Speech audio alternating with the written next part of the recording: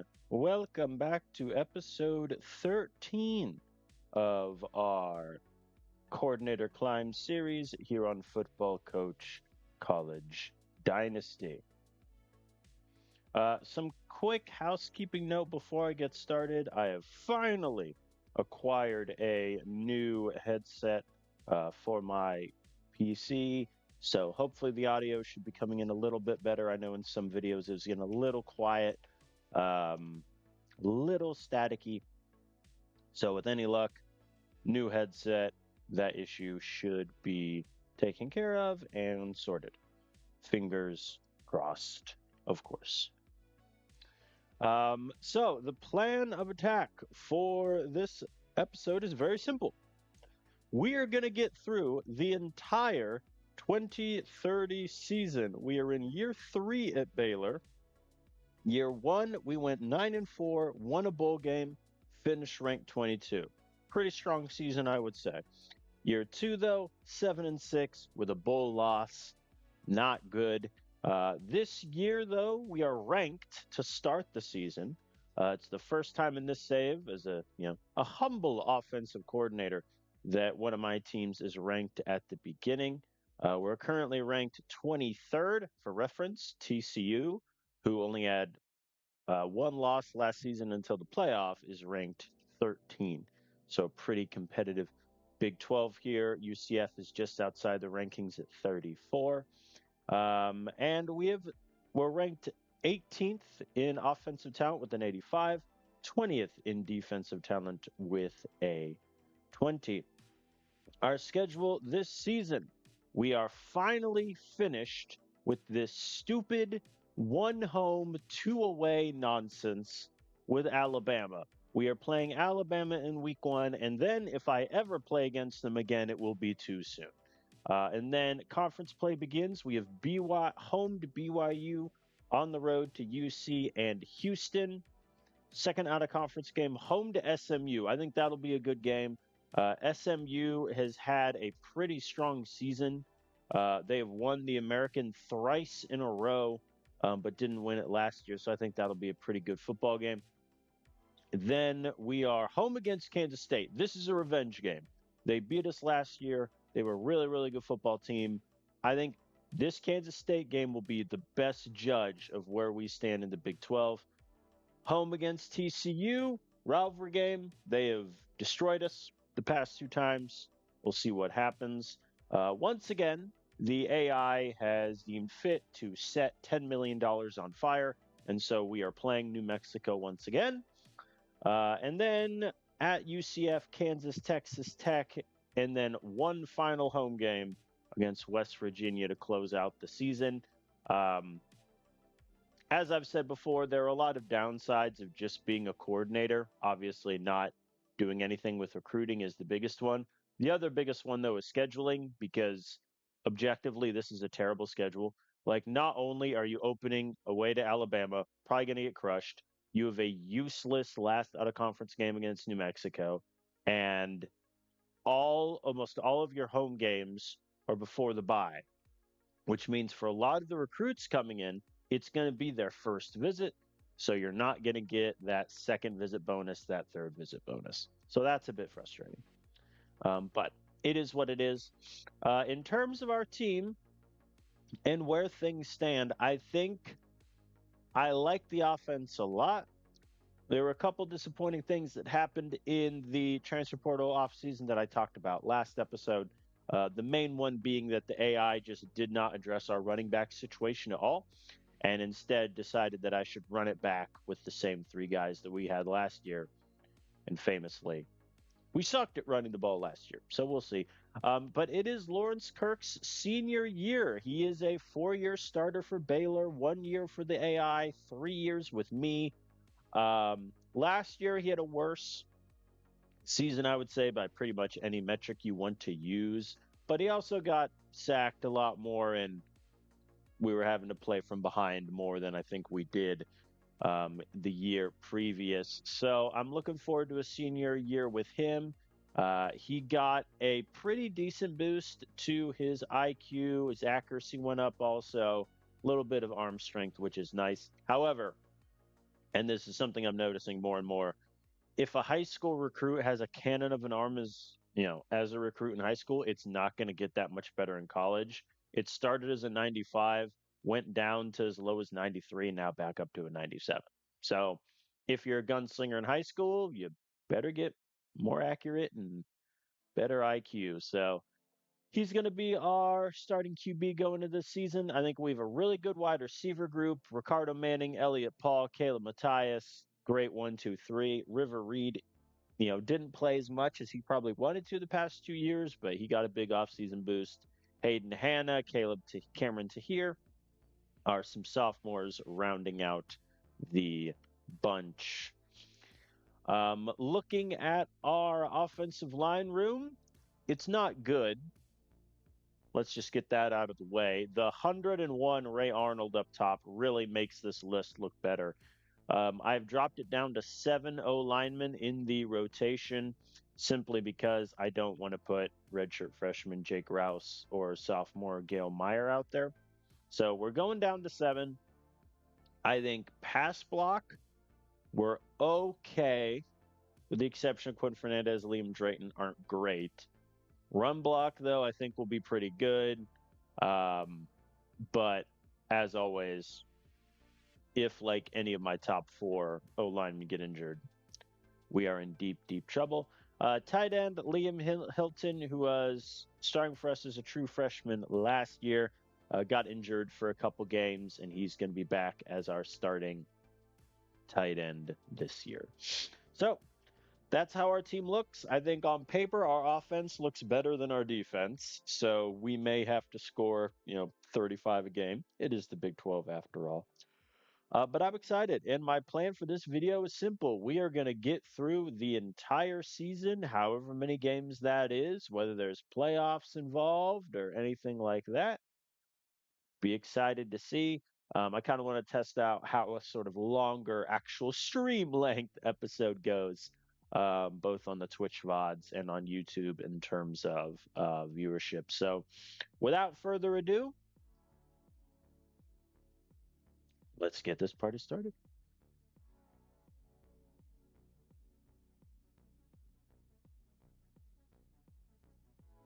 Definitely didn't click new practice by accident twice. Couldn't be me.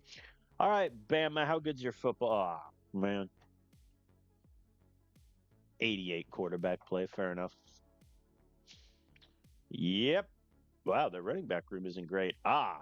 There we are. 97 overall sophomore wide receiver. There's the Bama I know and hate. Really good tight ends. Probably the best O-line in the country. Front 7 that's going to kill us. Yep, that tracks. Great corners. And some great safeties. Yeah, this will be fun. It is in Bama. They're favored by 11.5 points. No recruits visiting. It's interesting that the AI didn't do that since we're, a guaranteed ranked opponent. But hey, last 2 years, Bama has destroyed us. They beat us 38-23 year 1 and then 45-7 in year 2. So here we go. Bama won the toss and elected to get the ball first. All right, defensive coordinator. It is time to earn your chops. And they force a 3 and out. Folks, we're winning the Natty. All right, what we discovered against Bama last time was essentially that the deep passes really aren't going to work that well because we just won't have enough time to get the ball off. Yep, a sack and then an incompletion. That pretty much sums it up. And the AI did engage 8 at midfield, and they burned us on a slant out route. They got a touchdown. Fair enough. Not a great start, though let's be frank, not wholly unexpected. Let's see if we can burn them with an outside run. Nope. We punt. And Bama is driving. They convert the 3rd and 7, and Abram Hines with the interception. We have the ball back, folks. 28-yard completion to Elliott Paul. That helps. Gunnar Trotter going 0 yards. Helps a little bit less. 15-yard pass to River Reed. We're cooking people. We're moving. We're shaking. And a bad run and an incompletion. We punt. Oh, boy. There we go. Defense gets a stop. Our defense is playing pretty well so far. Obviously, the 58-yard, touchdown pass or whatever looks very ugly. But other than that, defense is doing well. We just need to find a way to get points on the board. 0-yard run and incompletion. We punt. They did engage 8 again. They need to stop blitzing on third down. It's clearly not working. See, they don't blitz. They get a sack, and they force a long field. But yeah, suffice to say, our offense does not have it right now. Which, again, it's Bama. We've never really had it against them. But that is what it is. I think if we get in the red zone, I'm turning shoe clock off. But until then, it's staying on. All right, now I'll just drop it to normal. 3rd and 6. I figured we just let it fly, see what happens. There we go. We got the conversion at the 2. Still at the 2. Still at the 2. Yep, fair enough. I'm going to pass it, and if we don't get it, I might go for it on 4th down. There we go. River Reed touchdown pass off the hitch route. Cut the lead to 3, and we get the ball to start the second half. Pretty good from us as Caleb Matthias opens his account with the completion. Cameron Tahir's getting involved, folks. Oh, and then Kirk got sacked on 3 straight plays. Look at this. Sack for loss of 1, sack for loss of 1, sack for loss of 5. Oh, boy. That is something as our defense gets another stop. That is something I'm looking forward to when I, finally become a dang head coach in this career, is having a much better O-line. Because the only reason the O-line is bad is because auto recruit has just prioritized the worst O-lineman in the world. Let's try and burn him with a play action. Didn't work. We punt. Kirk is currently 13 of 25 for those keeping track at home. Not doing great.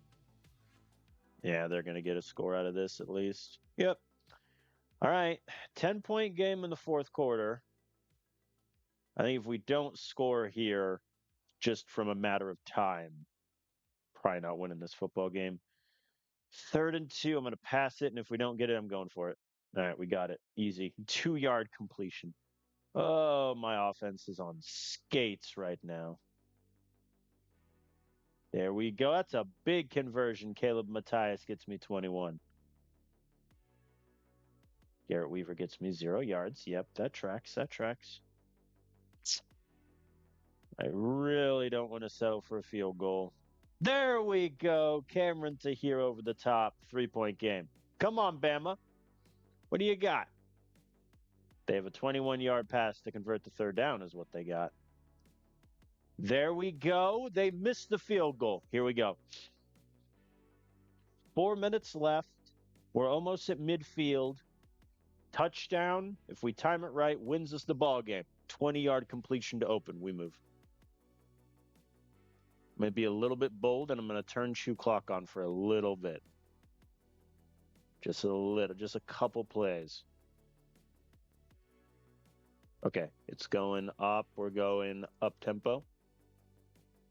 Oh, we didn't get the conversion. Do I kick the 41-yarder?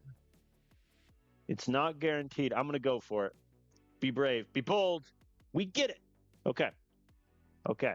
The AI still has it set to normal, which is kind of infuriating me, but it's fine. What I can't afford to be right now is sacked and take me out of field goal range. There we go. We convert the 3rd and 5. We're at the 11. The AI is finally clued into what I'm doing. 2nd and 5 at the 6. It's a touchdown!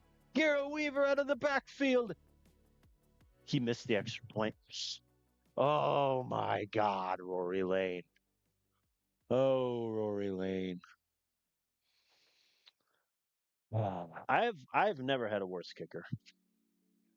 I think I can say that with utmost confidence. Okay, we've left him with 19 seconds.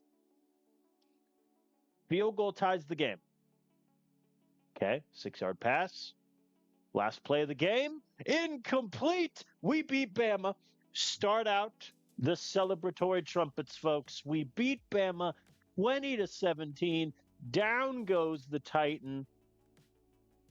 Wow. What a game. I mean, that's I'm not saying that's all on the defense, but like what a phenomenal display from the defense. Because Bama, they had their insanely long touchdown pass, 56 yards when the AI did engage 8. But after that, they got a pick, forced a punt, forced a long field goal, punt, allowed a touchdown, but then Bama missed the field goal, incompletion and a half. That's very good. We won 2017. Scored 13 unanswered in the fourth quarter. How is that for a debut game, folks? Very good. Lawrence Kirk, 26 of 40, 270 yards, 3 touchdowns. The running game was just non existent. I have a fear that Garrett Weaver is injured, but we'll see. Gunnar Trotter, Samuel didn't do great. That is what it is. Pretty good day from our receivers. Ricardo Manning being targeted only twice is a little shaky, but that is what it is. But hey, we beat Bama. We finally beat him. Very good. Well, all of a sudden, I'm feeling so much better about this year. It's going to make the inevitable loss to West Virginia all the more depressing. There we go. We move up in the rankings to 15. Bama drops to 8. They dropped 2 places. We're up at 15. TCU, they beat Air Force. All right. That'll do. That'll do. We beat Bama to open the year. Thank you. Thank you. The annoying thing about the donor goals is the only 2 that I have an impact on is playing TCU because all the other ones are defensive related, which is tough, but it is what it is. Garrett Weaver is not injured, which is a little surprising because he only had 2 carries.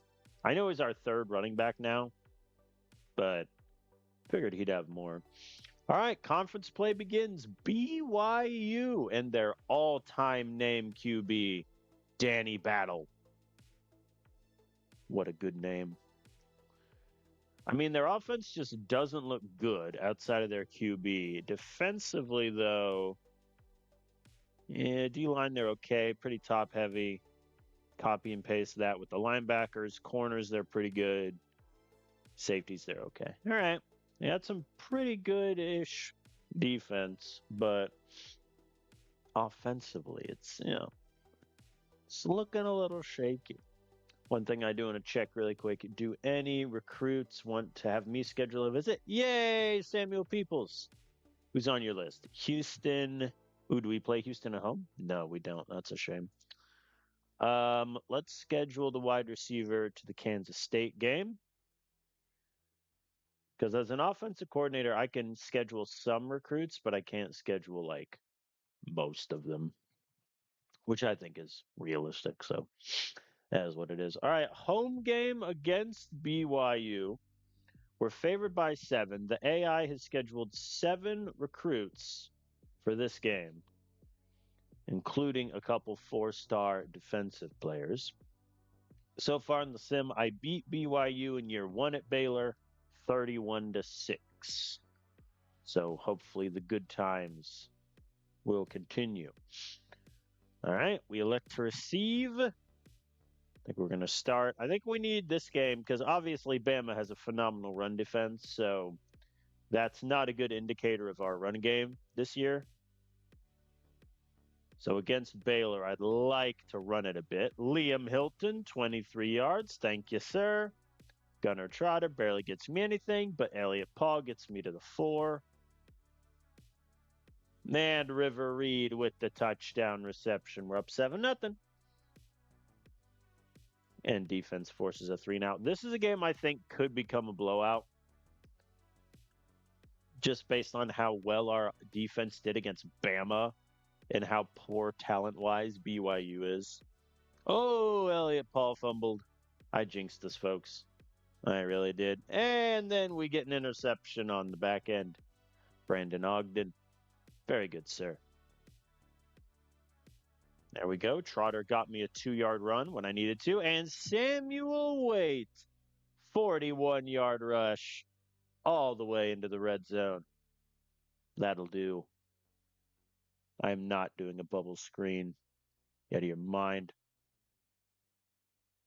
3rd and 1.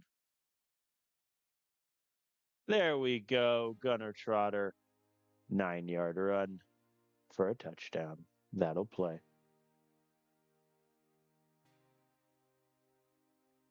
BYU is driving, though, to their credit. The AI really needs to stop blitzing on 3rd and 7. It's the only reason teams are scoring. And Ricardo Manning returns the kickoff 99 yards to the house for a touchdown. Very good. Well done for Ricardo Manning.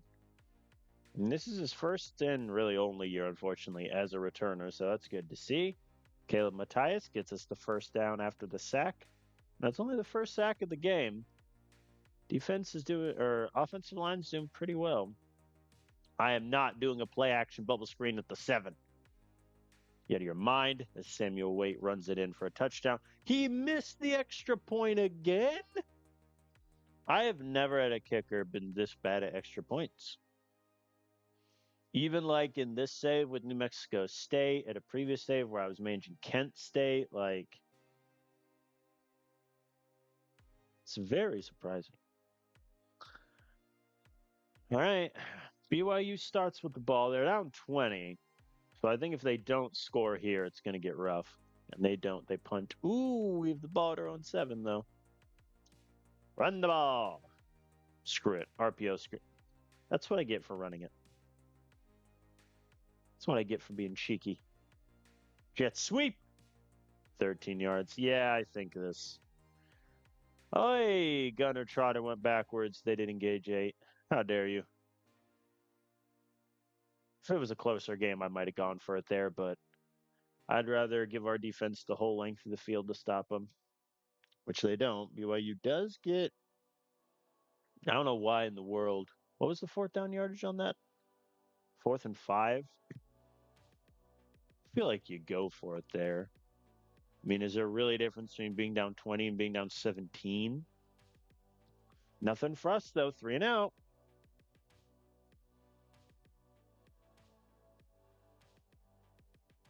There we go. Defense gets a stop. Okay. It's time to get a nice long drive together. There we go. We convert on 3rd and 1. And now I can just run the ball, run the ball, run the ball, run the ball, run the ball.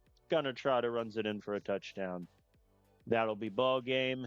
And now the backups are in on defense. And it shows as BYU walked down the field for a touchdown. So the starters are now back in. There we go. Amari Escobar with the first down conversion. Oh, no, excuse me. The backups are still in on offense.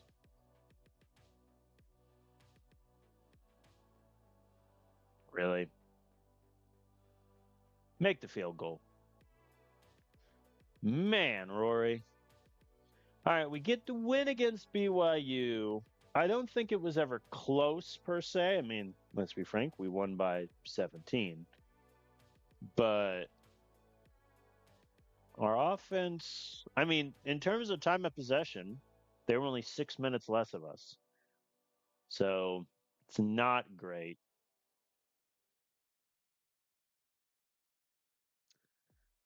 Yeah, I mean, Samuel had that really long run, but even without it, he's still averaging like 5-6 yards a carry. Gutter Trotter did pretty good, got multiple touchdowns. Kirk did great. Only had 3 incompletions the whole game. Obviously, the fumble from Elliott Paul is awkward, but that is what it is. Ricardo Manning only targeted once. Guys, he's our number 1 wide receiver. I need him to be targeted more than like once a game, please. And then Rory, I mean, you missed the only field goal attempt he had. He missed an extra point. Not great.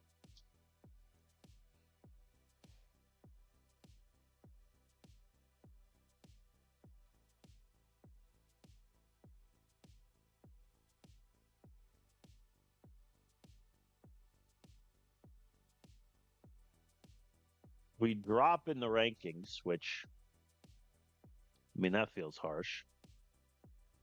I mean, we lost to BYU and we drop. I'm sorry, UCLA beats Rutgers. What are we doing here? But okay.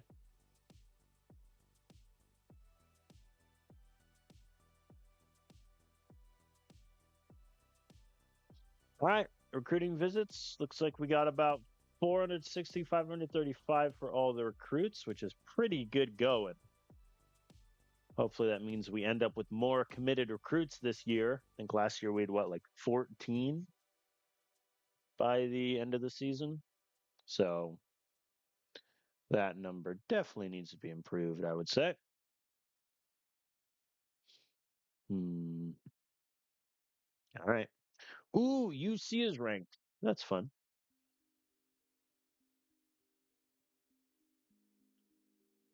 That is a very nice.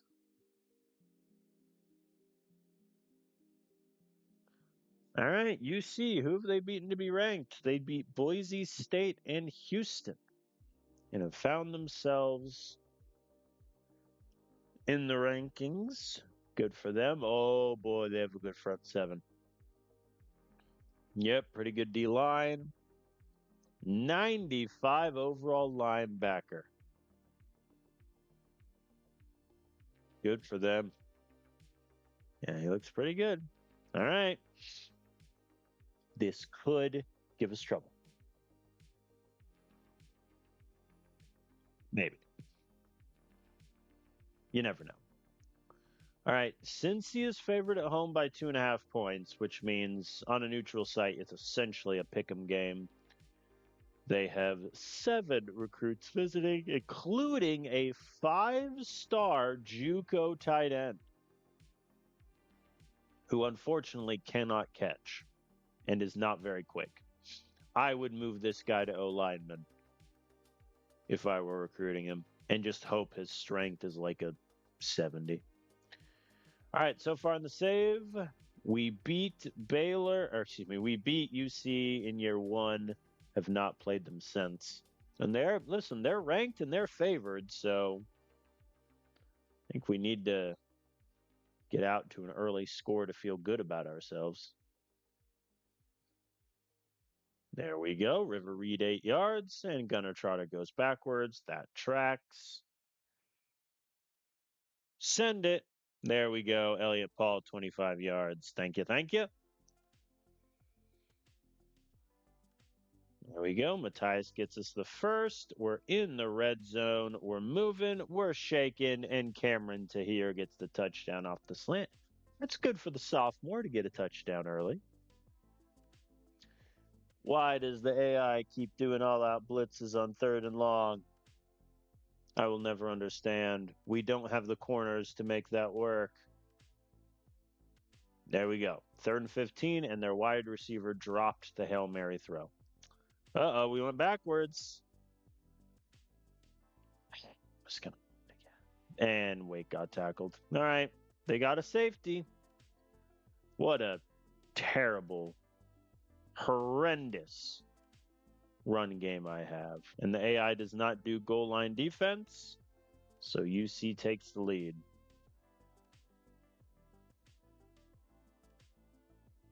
There we go. 3rd and 1. I'm just going to be honest. QB sneak.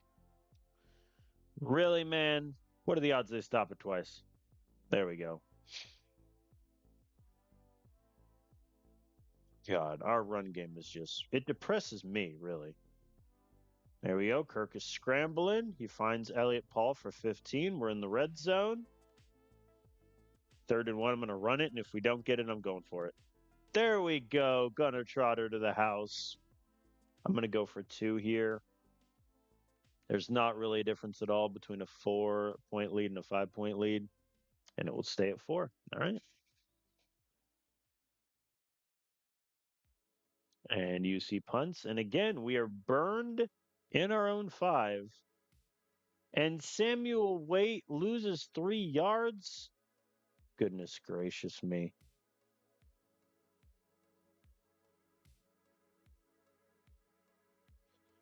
Third and 1. I'm going to go for it. I'm going to keep 2 clock on. Like, realistically, right now with our field position, I'm running out the clock. All right. Well, not a great first half offense. They destroyed our running game. The safety obviously is hideous. So we really need to step it up in the second half because our defense is not doing great. They do force a punt there. Thank you. Thank you. There we go. Gunner Trotter gets me the first. Ricardo Manning, 18 yards. All right, let's.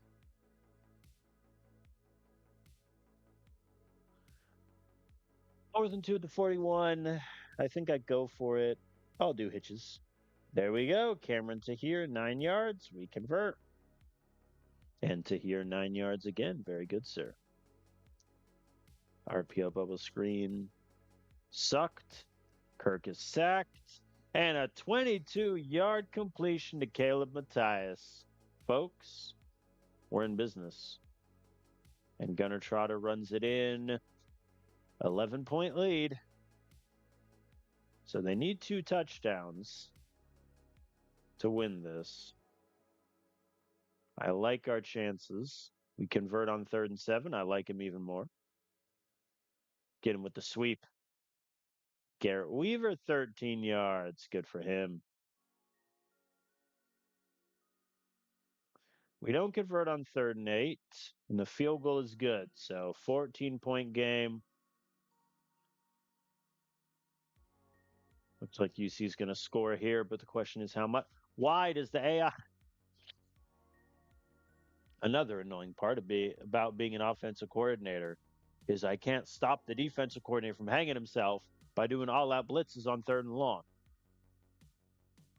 Like, that's the only reason they have those 7 points. The only reason. It's because the defensive coordinator just completely sold there. And now a quick 3 and out. Whoo, UC punts. Okay. That could have been terrible. They stopped Trotter dead in his tracks. We don't convert the 3rd and 5, so UC with a chance to tie the ball game. There we go. 4th and 6. They convert. 4th and 4. The AI is doing all-out blitz. What do you want me to do as an offensive coordinator in this situation? It's 4th and 4. You know they're going to pass it. You do an under smoke blitz, and you get burned on 4 verts for 58 yards. What do you want me to do in that situation? Gosh, I can't wait to be. That is another inside baseball reason why this episode is just going to have the entire season. Is I cannot wait to be a head coach and make my own play calls on defense. Because the defensive AI, as we throw 3 straight completions.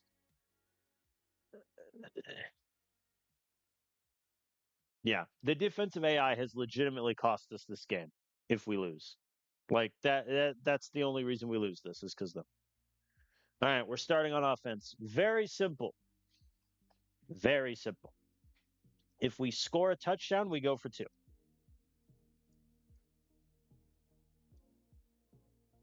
4th and 1, I'm going for it. Like there's no reason not to. We don't get it. Yeah, I mean our defense cost us that game. Like We win that game if the defensive AI is any part competent. The amount of all-out blitzes they did on 3rd and long and 4th and long. That's so annoying. What a terrible, horrendous. Like, look at this.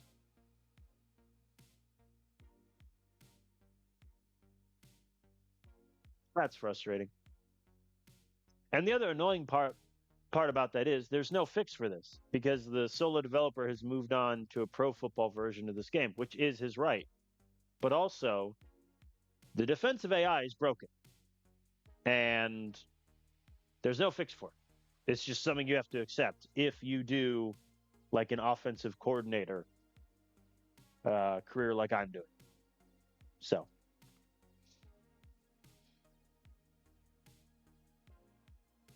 that's annoying. Yep, we're unranked now. I mean, that legitimately could end our season right there. Depending on how the rest of the season goes, if we have like a 2-loss season or 3-loss season, that right there could ruin it. Like that very well could be the reason we don't make the playoffs. And it's because the defense just sold. So, and now we're unranked. So, all of that work we did to beat Bama up in smoke doesn't really matter anymore. Insanely disappointing.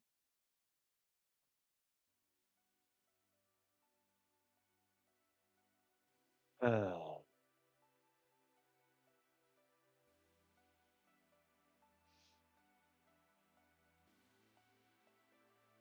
How are my running backs doing? 3 games in.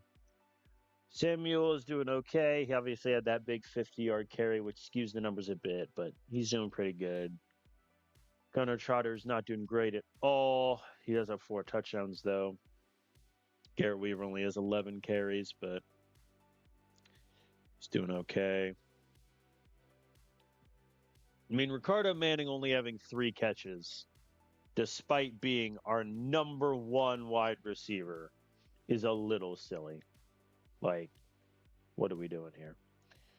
All right, we're taking on Houston this week in what is a must-win game. Like, if we lose this game, I'm not saying the season is over in week 4 because that sort of hyperbolic stuff annoys me, but it essentially is in terms of our Big 12 goals. So, here we go. We're on the road in Houston. We're favored by 5 points. Houston has 7 recruits visiting, including Hunter Sierra, who we're also in on. So, year 1, they beat us by 3. Last year, we beat them by 5. So, this is a revenge game here.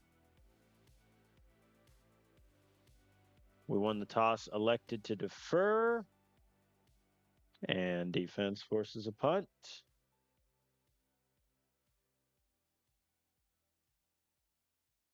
There we go. The jet sweep worked, folks. Who knew?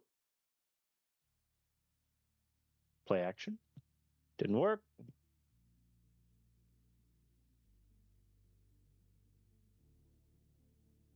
They're going for it on 4th and 3, and they don't get it. Houston turns it over on downs. We get the ball with pretty good field position. See if we can actually do something with it. Thank you, Elliot Paul. Thank you, Sammy. RPO bubble screen failed miserably. I'm going to go for it here on 4th and 2 with the 3. Even if we don't get it, Houston has miserable field position. There we go. Ricardo Manning touchdown on the hitch route. We're on the board. Defense gets another stop. Where was this defense against Cincinnati?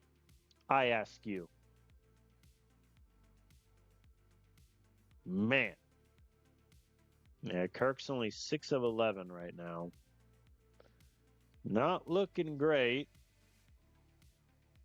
I gave the defense too much credit. Houston walked down the field and scored. We're going to go up tempo now.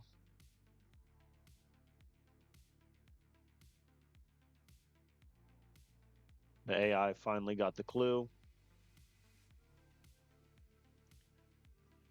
3rd and 3. Smash digs. Nope. I mean, I'm going to punt. If we don't get it, we're gifting Houston 3 points minimum. I'd rather punt and make them drive down the field. There we go. Also, the fact, again, this is another thing that objectively should be fixed. The AI here should call a timeout to get the punt return. Because you never know, you could return the punt return for a touchdown. But instead, the AI just doesn't use their timeout, and we go into halftime. There we go. Garrett Weaver, 22-yard rush. Lawrence Kirk on the scramble. We're moving. We're in the red zone. And Caleb Matthias over the middle. He missed an extra point again. Dude. He missed 3 last year. He's already missed 2. Good Lord, man. Defense forces another punt. Thank you, guys.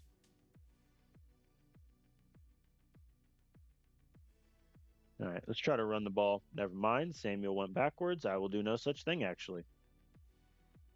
Convert on 3rd and 5. Garrett Weaver goes backwards. He's not going to make this, but I'm going to make him try. Nope. AI did a safety blitz on 3rd and 8, and they allowed a first down. Who could have possibly seen that coming? I feel like this entire video is just going to be me against the defensive coordinator. Like, we're going to have words, buddy.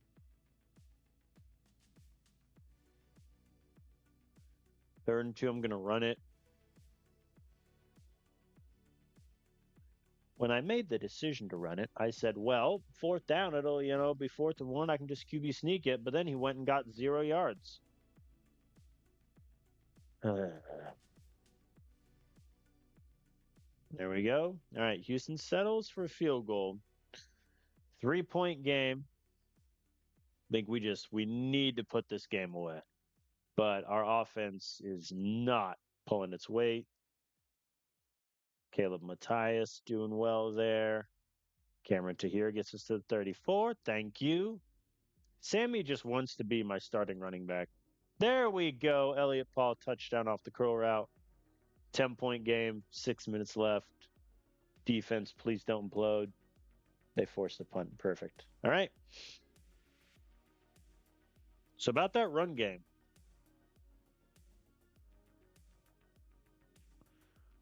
3rd and 7. I mean, we might as well try to do a little deep pass here. And it works. Cameron Tier, 21 yards. Thank you. We get the first. I mean, I'm going to keep running it because might as well. Sweet. Timeout, please. Field goal, please. He missed.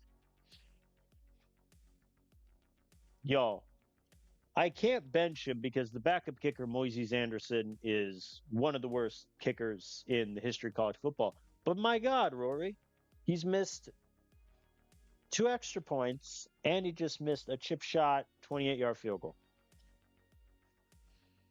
Well, if I just go for it on 4th down every time, no. That might be where we're at. But good bounce back win over Houston. I'm never not going to be mad about that Cincinnati game. I'm just going to have to accept that. But Lawrence Kirk had a pretty good game.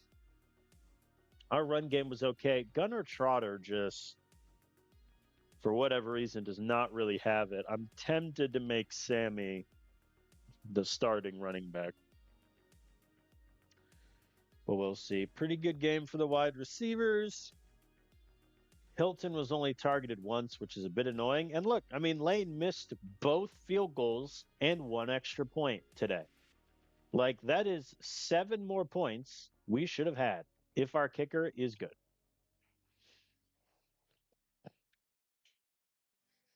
It really is a travesty. Well, we're 3-1. Should we be 4-0? Yes. From an objective standpoint, yes, we should. Oh, Ricardo Manning is a minor injury. I mean, I'm still going to play him because he's still decently quick. He's still got good catching, but I think I'm going to drop him to fifth. Hannah's complaining about 51%. Excuse me. Oh, he wants more touches. He doesn't want playing time. He wants the ball thrown his way more. Well, hopefully getting bumped up to fourth will do that. I'll keep Manning at fifth because I don't want to make Manning inactive because he's also our kickoff returner.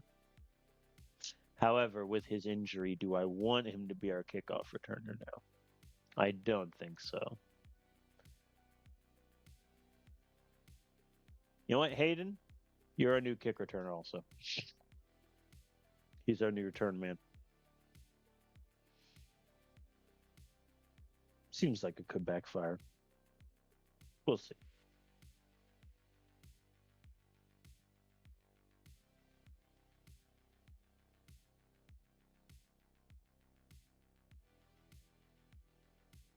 All right. Well, good news is we're ranked again. I'm never not going to be mad about that Cincinnati loss. Like that is it's just so stupid. All right, we have SMU. They're 2-2. They beat Virginia Tech and Memphis, but they lost to FAU and the Tulane Green Wave. SMU looks like they have a really good quarterback in Ronald Browning. Very well rounded, a little bit of a runner also. Not too shabby. Defensive line, they're okay. Pretty good linebacking core. Corner group is I, and very good safeties. Okay. Doesn't look like SMU's a bad football team.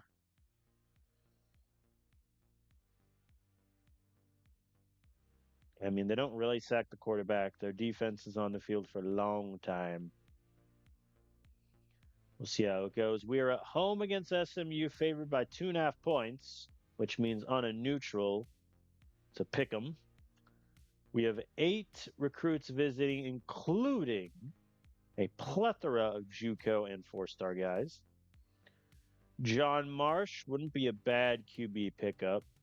JUCO guy. He would start next year because we don't really have a backup quarterback right now, but it's fine. First time we're playing each other in the save. SMU won the toss and elected to defer. Sweep. 16 yards. Folks, we're winning the game. When the sweep works, I mean, come on. We're in business at that point. Hayden Hanna gets me 8. 3rd and 4. I'm going to pass. Slants. No dice. Field goal. Thank you, Rory. Again, 3rd and 7. You know it's a passing down, and the AI does engage 8. It's so infuriating. Because that's 3 points SMU just should not have. And they wouldn't have if I was in control of the defense, which is what makes coordinator mode so frustrating.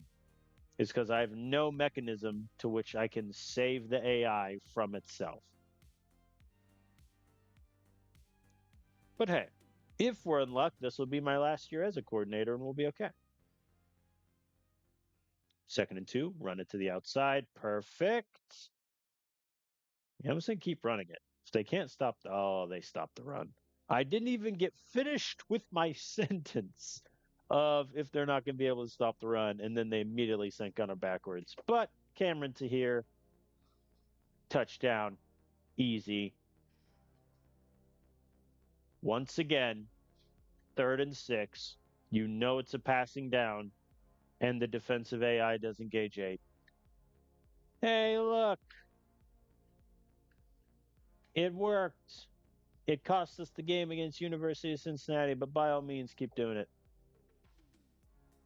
4th and 5, we punt.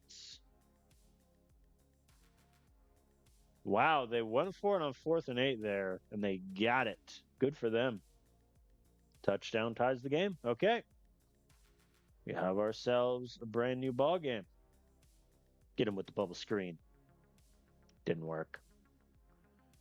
Oh, no, they muffed the punt, folks. Trayvon Garcia muffed the punt. That hurts. There we go. Lawrence Kirk scrambles for the touchdown. Extra point is good. Whenever Rory Lane makes a kick, I'm just going to celebrate. Like, I'm going to turn into one of those people who claps when the airplane lands because my expectation is just so low. SMU does get a field goal, but they do leave me with a decent amount of time and all 3 timeouts here. If we can maybe get something going. We're down to 40 seconds. I don't know how that play took so long, but it is what it is. Nope, Kirk is picked. And SMU incompletion. We go into halftime. Good news, we have a lead. Bad news, SMU starts with the ball. They're already in the red zone, and they kick a field goal. All right. Very good. 2 back-to-back first downs. We love that. Hilton getting involved. Say it ain't so, folks.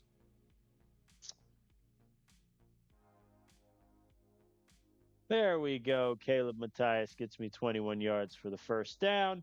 And Cameron Tahir with another touchdown. 8-point game.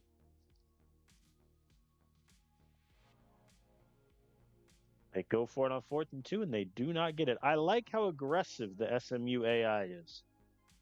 Or maybe their kicker is also just terrible. And so they're like, I ain't kicking anything. Which, is fair. Gunnar Trotter runs it in for a touchdown. I'm going to go for 2 here.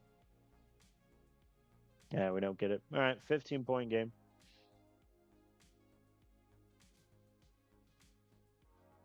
Defense gets another stop. Very good.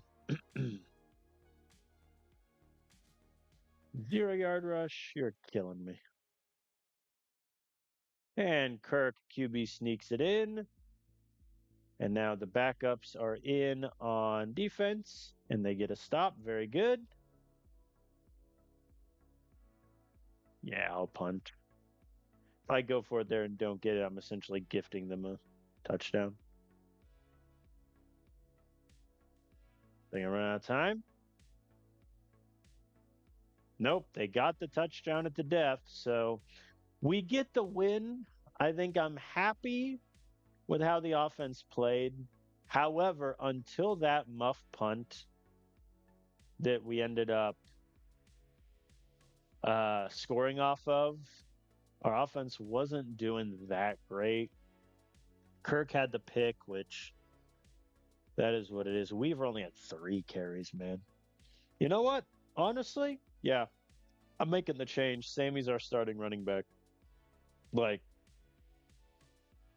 he's just playing objectively better. At a certain point, I got to reward that. Tahir had 2 touchdowns, which is nice. Hannah complained about touches. He then had 4 targets and 3 catches. I doubt that's really what he's looking for, but you never know. And Rory Lane, perfect on kicks for the first time this season. Round of applause for the kicker. All right, good win. We might drop out of the rankings, though, because SMU isn't a great team in terms of talent. We'll see.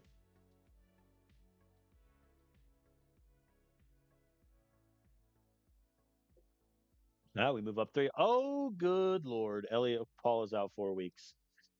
Suddenly, my wide receiver depth is disintegrating before my very eyes. Paul is out. Ricardo Manning is hurt. Well, Escobar, you wanted to play. You got your wish. Like how, all my wide receivers just want to leave. Fair enough. All right, official visit results. 390 for a couple guys. 465. That's really good for John Marsh. It looks like we have our QB of the future in Marsh. 390 for a couple of the guys. All right. Pretty good. Doing pretty good. I see we have a recruit commit already. Oliver Schwartz. Oh, he committed to Colorado. Well, there goes that. All right, so Paul gets back at 4 weeks, Manning in 5. And we have the bye week in the middle there, so that's not necessarily the end of the world. Man, I'm so annoyed by that UC loss.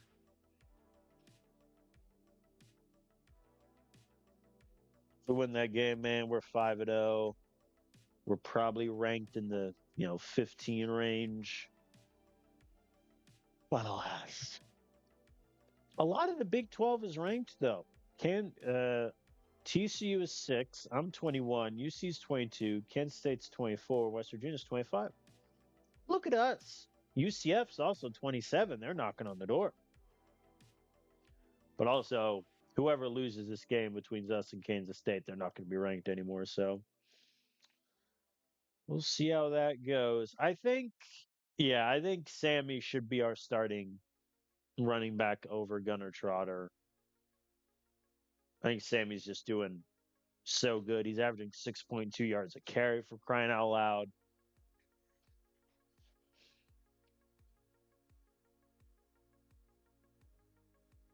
So we'll see how that plays for the next couple games. All right, we are at home, favored by 2, which means on a neutral, Kansas State's favored. Samuel Peoples, the 5-star wide receiver, is visiting. And the AI is only doing target player. You have a 5-star wide receiver from Texas. Why are you only doing target player? You know what? I'm not gonna question. Should I be questioning it? Yes, without hesitation. But whatever. All right, so far in the sim, Kansas State beat us last year 41-28. Let us see what we can do here today. We won the toss. The AI elected to receive. There we go. We convert the 3rd and 6. That's big. Sweep. Went backwards. We're doomed. There we go. Gunnar Charter gets me 2, and that's exactly what I need. Hidden Hannah gets me 12. We're moving, folks. There we go. Ricardo Manning touchdown off the slant.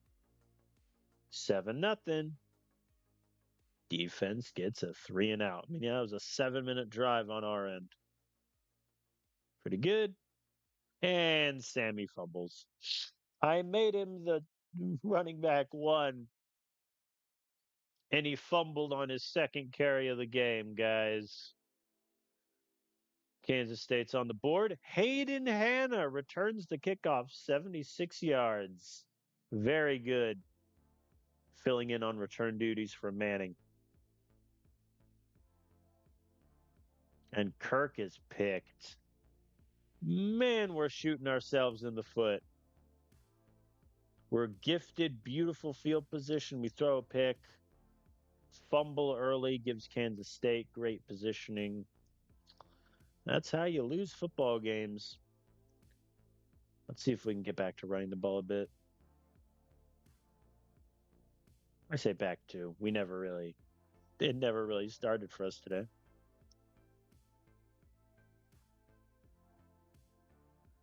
Corners. All right. We're in the red zone. Gunnar Charter goes backwards and an incompletion, and he missed the kick.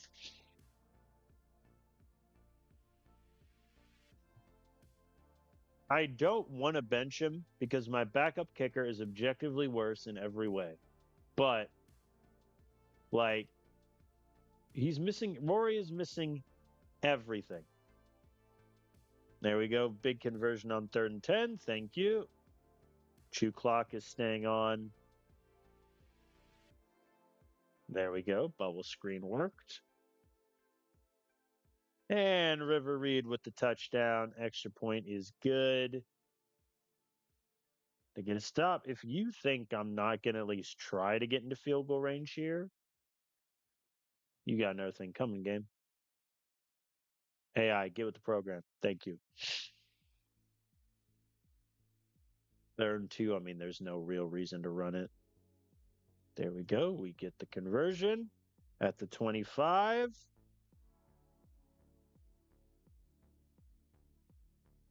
And Amari Escobar over the top for the touchdown. Extra point is good. And that, folks, is how you flip a ball game on its head. Down by 3, we get a quick touchdown. Defense gets a fast 3-and-out. We do a 1-minute drill, 84 yards, touchdown. That is how you play football in the Big 12.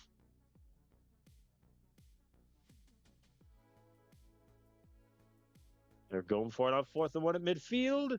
They get it. All right, Kansas State gets a touchdown. They will not go quietly into that good night, which, is fair. There we go. Hayden Hanna, 12 yards. Thank you, thank you. Play action got blown up. We convert the 3rd and 8. What's our 3rd down conversion rate today?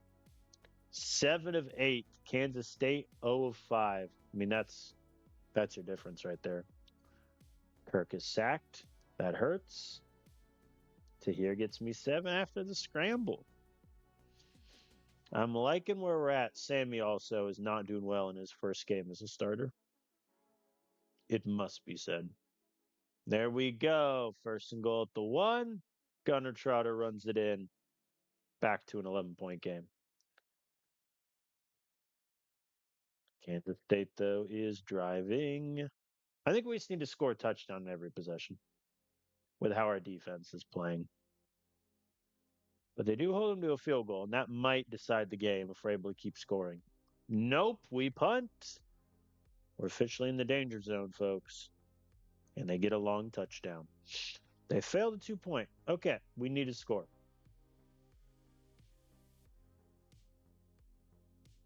Third and 2, I'm going to pass it. We don't get it. Now I'm going to run it.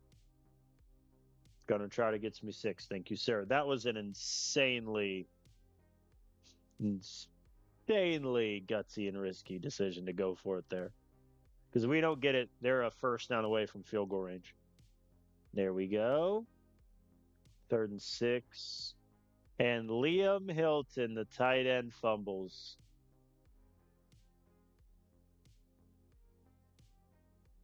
They're going for it on 4th and 3, and they get it. A field goal wins Kansas State the game, but they get a 49-yard touchdown pass. I mean, don't get me wrong. Our offense has not been perfect. We have had an interception and 2 fumbles. But also, good Lord, defense. Can you stop them once? All right, we're at the 32. We have 36 seconds left. 2 timeouts. We need a touchdown. Field goal does nothing. There we go. We're at the 20, 28 seconds. I think we're okay on time. What's going to get us is if we can get in this end zone or not. 1st and goal at the 3. We have a timeout. I'm going to run it once. We go backwards. That was the worst decision of my life. There we go. Amari Escobar. Touchdown as time expires. Very good. I'm going to kick the extra point because there's no time left anyway. Yeah, we win. Oh my days. In the literally the last second, the actual last second, touchdown pass to Amari Escobar. Woo. The defensive coordinator needs to buy me an insane amount of champagne. Like, we don't win this game without some lightning drives. I had to throw the ball 52 times to win this game. Man alive. Kirk, 378 yards, 4 touchdowns. He did have the pick. Sammy and Hilton both fumbled, but man, oh man. Escobar's getting involved. He's like, yeah, you see what happens when you throw the ball my way? Man, what a game. Yeah, look at the summary thing. Boop, boop, boop. Whew. This is turning into like a phenomenal just season of football.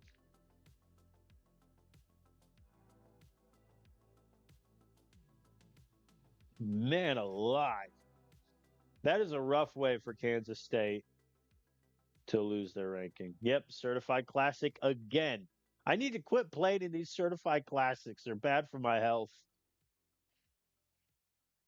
TCU won, so they're ranked fifth. We won and moved up 7 positions. Looks like both Cincinnati and Kansas State dropped out of the top 25, but UCF is ranked. West Virginia is now ranked 18th. The Big 12 will eat itself.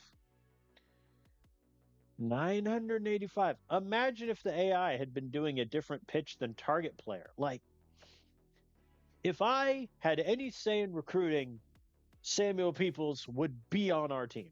But because I don't, the AI is going to keep doing target player, and SMU is going to get him. And that's so annoying. But so be it. Okay, so I think I'll check where we're at stats wise after this TCU game because I think that'll determine a lot.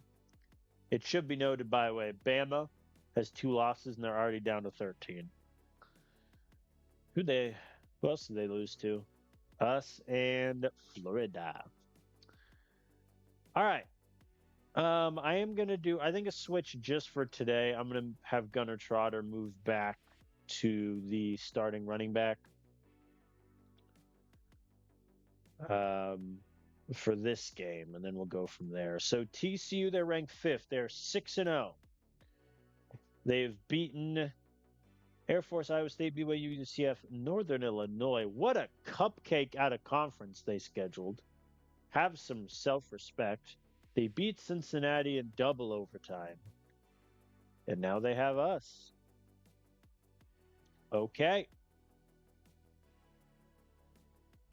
Here we go. I mean, listen, if you would have told me of our first 6 games, we finish 5-1, I take that in a heartbeat.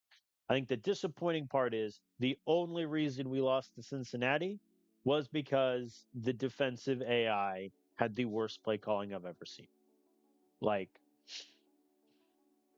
that's just a statement of fact.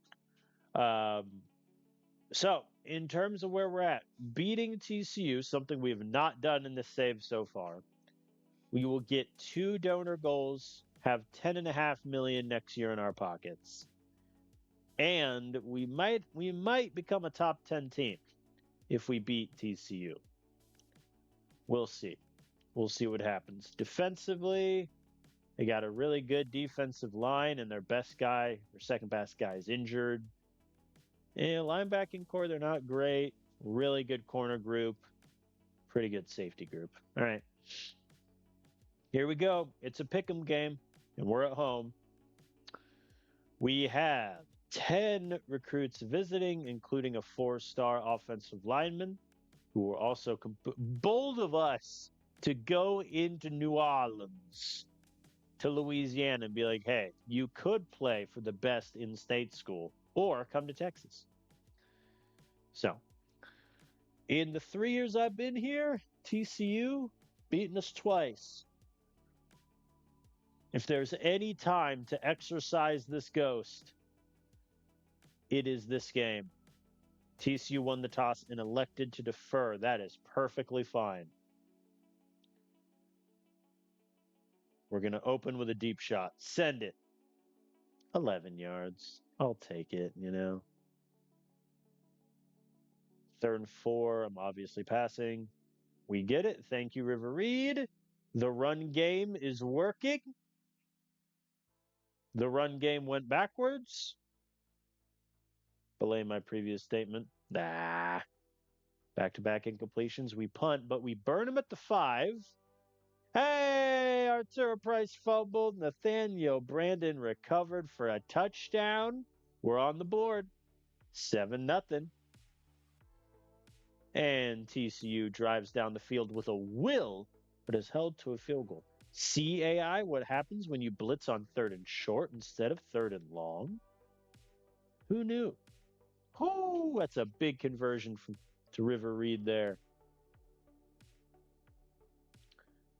3rd and 3. I'm going to run it. If we don't get it, actually, I'm not even going to do an inside handoff. I'm going to do an outside zone. I'm going to run it. If we don't get it, I go for it. We got it. Gunner Charter got me 3. Very good, sir. Kirk scrambles for a first down. I really want in that end zone. I'm gonna do something a little sneaky. Where is their stick? I'm gonna do a stick play on 3rd and 6. And it worked. Hayden Hanna 10 yards. There we go. And Sammy runs it in for the touchdown. Extra point is good. It's an 11-point ball game, folks. Come on, defense. Stop him here. There we go. Very good punt. 51-yard punt, Jackson Dennis. What's his average on the... Oh, so he's just crack. I see now. Look at this. Hold on now. How in 2028 did you get kicker of the year? You missed 12 field goals. I have questions for that ranking system, but so be it. Sacked on 3rd down. We punt. That was a really good opportunity to drive down the field, score, but no dice. 30-yard touchdown pass. Back to a 1-possession game. There we go. Gunner Trotter gets me 7. Thank you, buddy.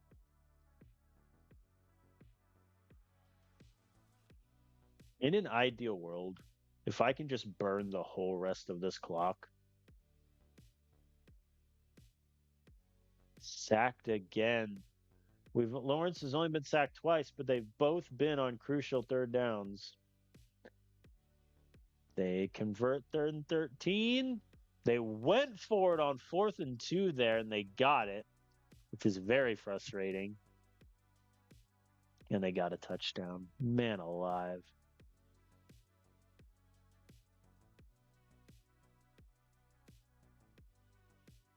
Well, that went from being a very, very good half of football to us being down by 3, and TCU just rattled off 4 straight first downs and got held to a field goal. Okay.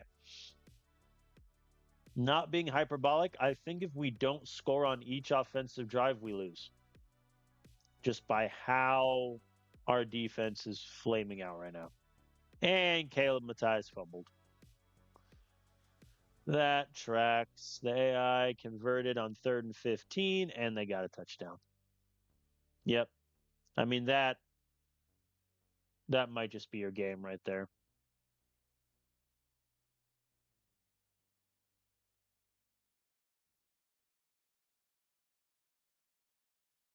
Convert on 3rd and 4. See if we can get him with a run. Nope. There we go. Hayden Hanna touchdown off the curl route. 6-point game. Can our defense get a stop? They did engage 8 again on 3rd and 7. I'm so tired of having an AI on defense. It's just monumentally idiotic. I'm so tired of it. Oh, boy. Deep passes are nerfed, but smash corners isn't. Nope. All right, that's ball game.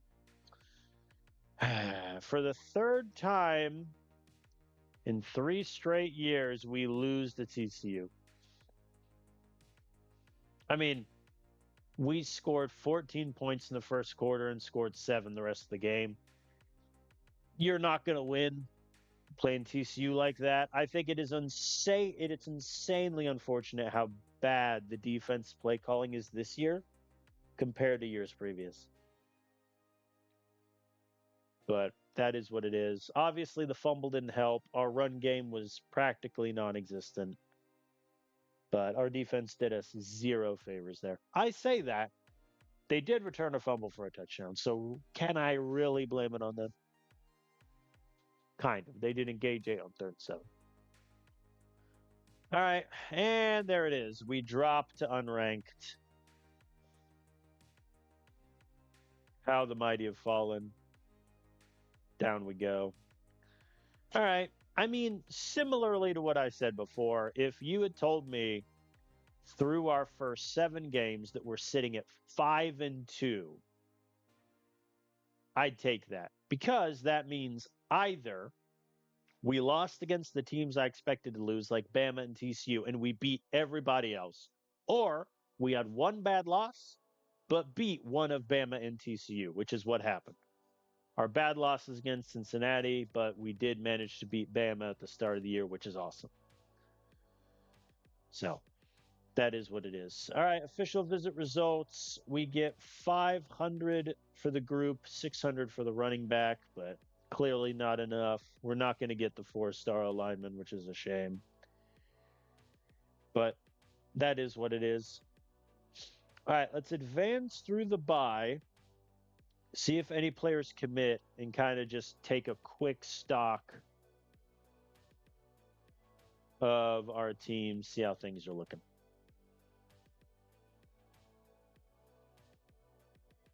Well, we're ranked. Who lost? Northwestern lost to Michigan. Both Maryland and or Arizona lost, so everyone moved up. Oh, and Miami lost. Okay. Well, their loss is literally our gain. We'll take that. Okay. So, through 7 games, we're 5-2, ranked 22nd in the country. Overall, I would consider that a successful first half of the season. New Mexico, Kansas, and Texas Tech, we should beat all 3 teams. We should blow out all 3 teams. So the question is going to become, can we beat UCF? Can we beat an undefeated West Virginia team who, to be clear, they have yet to play a ranked team? Like West Virginia still has to play TCU, UCF, and then us. So they may not be ranked by the time we face them. In terms of recruiting, no one has committed. So auto recruit continues to amaze.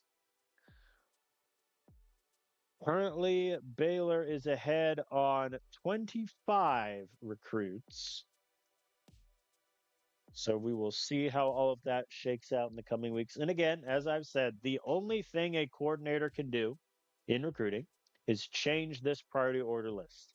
However, as I demonstrated at New Mexico State in the first couple years of Louisiana Tech, if I do that, the AI will barely sign anyone and you'll end up with like no players whatsoever. So that is what it is. All right, in terms of team production, Lawrence Kirk I think is doing really good so far this season. He's on track to shatter his touchdowns. He's not turned the ball over a lot. He doesn't have a fumble yet, knock on wood. So he's having his best year so far. He is not the problem on offense. The problem on offense, I lay right at the feet of these 3. Because, I mean, Sammy, he had a 100-yard game against BYU, did pretty well against Houston and SMU, but against Kansas State and TCU, done barely anything. So I need him to get it back together. Like wide receiver room is just weird because we've had 2 guys injured. And so we don't really have one dominant wide receiver. We just have pretty much everyone in the same like 150 to 300 yard range. Amari Escobar's game log is just so funny. Like nothing, 1 catch, nothing, 1 catch, 5 catches, 48 yards, 2 touchdowns. Raw. So that is kind of funny. But all right. So I like where we're at. Do I think we'll make the playoff at this point? I doubt it. I think to make the playoff, we'll have to make the Big 12 game. And look, one of TCU, West Virginia, UCF, or Baylor is making that game. So I doubt we make it. It would be nice. I would so much prefer to be in the Big 12 North right now, but what can you do? We'll see. But we move on to New Mexico, who are winless this year. They have 0 wins. Their closest loss, they just lost by 3 to Colorado State. Again, they offered us the head coaching job last offseason. I said no, and I think that is the correct decision. We're favored by 23 points on the road. New Mexico, to their credit, has 10 recruits visiting. So far in the sim, I've beaten them both the times I played them. And it will continue to annoy me that the AI has scheduled New Mexico in a 3-game set, and we lose $10 million over the course of 3 years. I don't think that is worth like one extra guaranteed win a season. Like, just that to me is silly. But what can you do? I think something I really want to see this game is our run game doing well. Because if our run game doesn't do well against New Mexico, there's no chance it does well anywhere else. River Reed touchdown over the middle. Thank you. The AI allowed a conversion. We're doomed.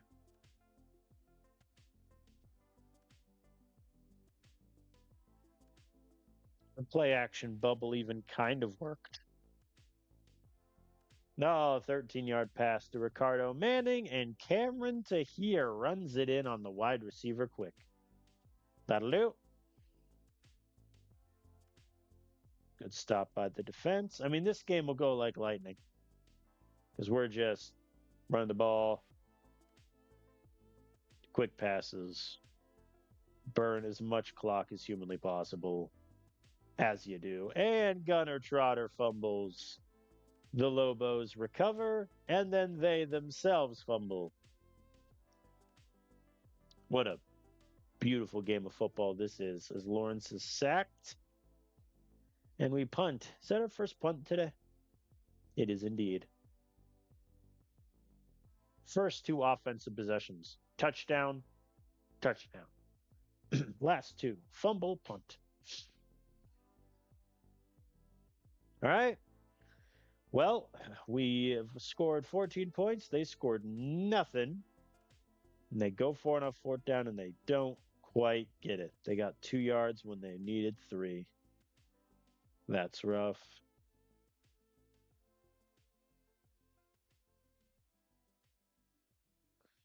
Sacked on smash corners. Let's try the field goal. Hey, Rory Lane made it. I'm so proud of him.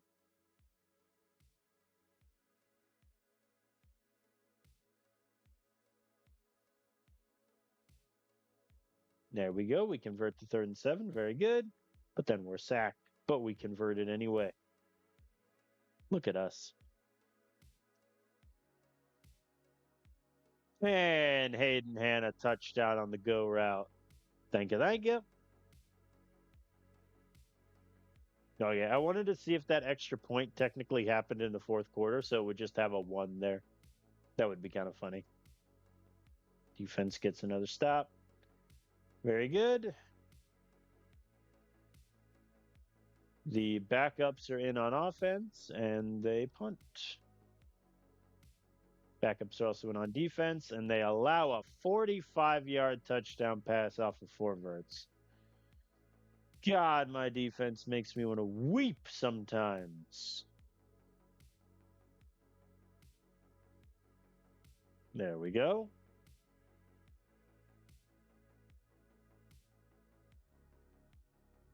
If you think I'm going to take a knee, you must be out of your natural mind.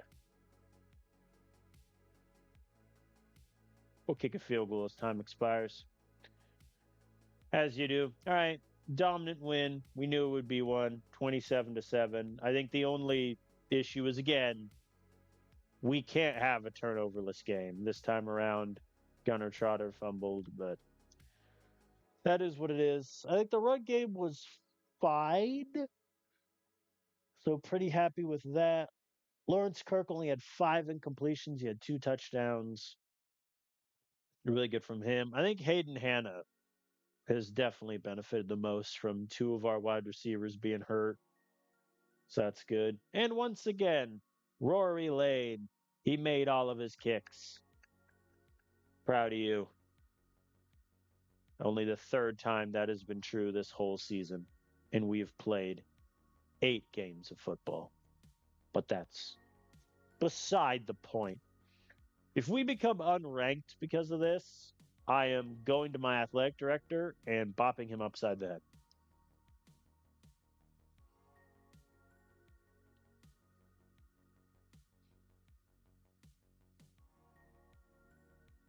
I don't think that deserved us moving up in the rankings either, unless a team like right ahead of us lost.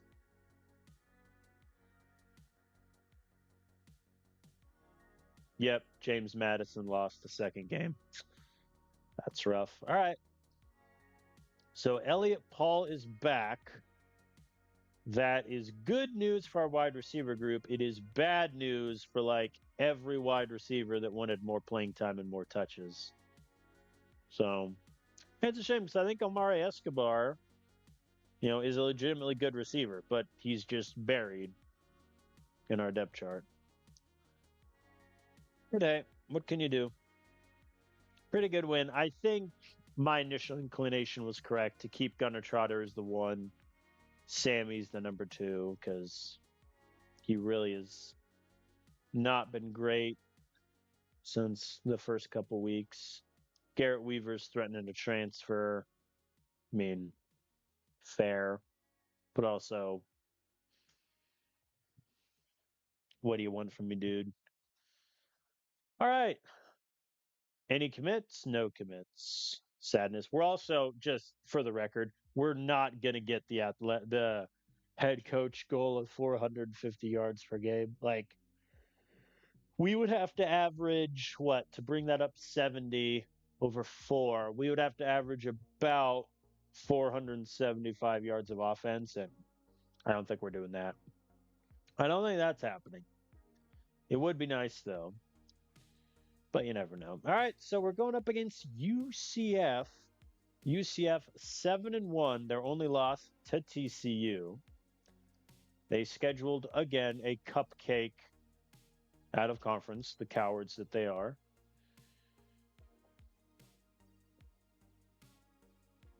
They're looking pretty good. Oh, their defense is stout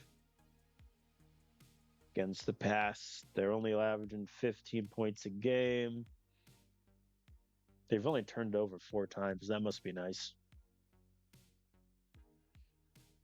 Yeah, their offense looks really good. This will probably become a shootout.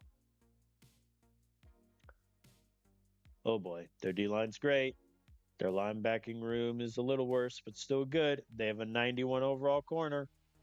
They have a 93 overall safety. Okay, this it's time to sit up in the chairs. This is going to be a fun one. So it's in Orlando. They're favored by 7.5 points. They have 10 recruits visiting. All of them Florida kids. I respect it.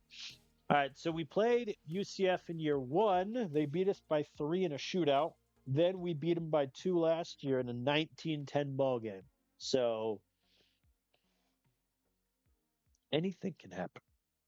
You know what I'm saying? Anything can happen. UCF won the toss and elected to defer. Sweep! Lost me 2 yards. Fair enough. Hey, but we convert on 3rd and 7. And then Kirk got sacked. No, I do not want to do a Hail Mary. I want to do slot outs. 13-yard scramble. There we go. 11-yard conversion. We have the mandate of heaven, it would appear. Gunnar Trotter first down. Thank you. And Slim Sammy runs it in for a touchdown. 16-yard run. We have the lead.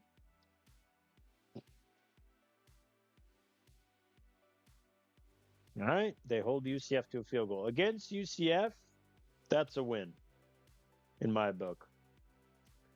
Sacked on second down is never fun. We punt.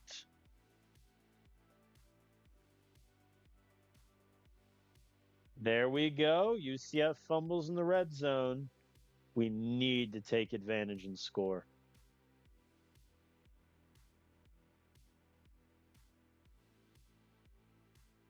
QB sneak. Send it. Whoo, he got me the yard. Going for it on fourth down from your own 20-yard line. Yep, that's me. Caleb Matthias, 25 yards. River Reed gets me 10, and we're okay. That wasn't terrifying at all. Liam Hilton, 24. Very good. Second and goal at the 4. I'm going to pass it twice and then run it if we don't get it. There we go. We get it. Elliott Paul off the slants. Up by 11. UCF does have time, but they punt. I mean, I'm going up tempo. Because if we can go up 21-3,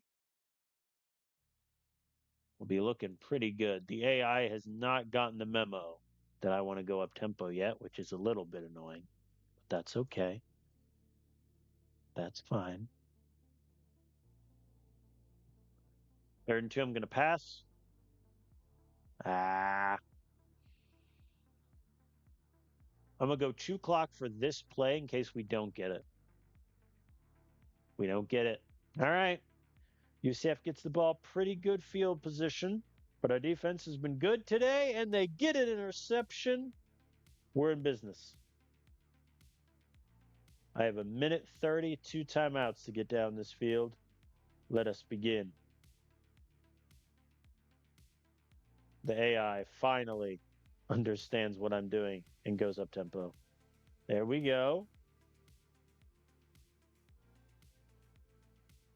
And 3 straight incompletions. I'm not kicking the 55-yard field goal. He's not going to make that. I'll just punt. All right. Well, we don't get to add anything at the end of first half, which is disappointing. But the defense forces the 3 and out. Okay. I like to see it. Sacked on Crow Flats and then picked off by Brennan Baldwin. Remember, like 15 minutes ago, when I said Kirk was on pace to have his lowest career interceptions and I knocked on wood? Evidently, I jinxed it too much. They only settle for a field goal. Our defense is doing really well, which is so annoying. Because if our offense is even having an average game, we're up by 20 right now. But alas. There we go. Let's try a sweep. There we go. 11-yard rush to Slam and Sammy. At the 20. At the 19. There we go. Ricardo Manning gets us to the 4. And Hayden Hanna, touchdown off of Hitches. We're up by 15. 4th quarter. And the AI did engage 8. And UCF did 4 verts. That's the 3rd time that's happened in this stream alone. They get a field goal again. I don't know why you go for a field goal there. Like, you still need 2 touchdowns. Might as well go for it and have some spine. Charter went backwards. I'm going to punt. My argument being 4th and 5 is a little long. And with the way our defense has been playing, I like their chances to stop them with bad field position. There we go. See, 3 and out, and now we have the ball with pretty good field position. However, an incompletion and a negative 1-yard run dampens that, but River Reed gets us the first. Now we just run the ball like madmen. Burn some clock. Field goal is good. Thank you, Rory. 15-point game, 2 minutes left, and they score on 2 plays. This is why we can't have nice things. All right, we recovered the onside kick. They have 3 timeouts. So if we get 2 first downs, we win the game. Depending on, how it happens, of course. All right, cool. We got 1. Oh, do we just need 1? Neat. I'm going to keep running it, though, just because I can. Timeout.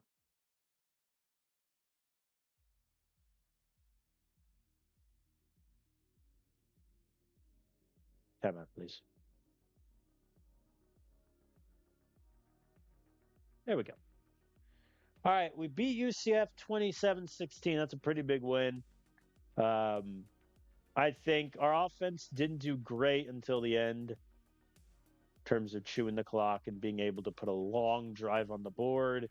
Not Kirk's best game by any stretch of the imagination. Sammy did really well. I think even though Sammy's done better, he seems to do better as a backup than as the number 1 starter. So I think that's just where I'll keep him. Weaver only got 3 carries, so he'll probably strangle me in the locker room. That's okay. Elliott Paul in his first game back from injury got a touchdown, which we like to see. Very happy with that. It's a good win. I think our defense also, outside of that stupid decision to do 4 verts on 3rd and long, and the AI ran Hail Mary. Outside of that, they did really well.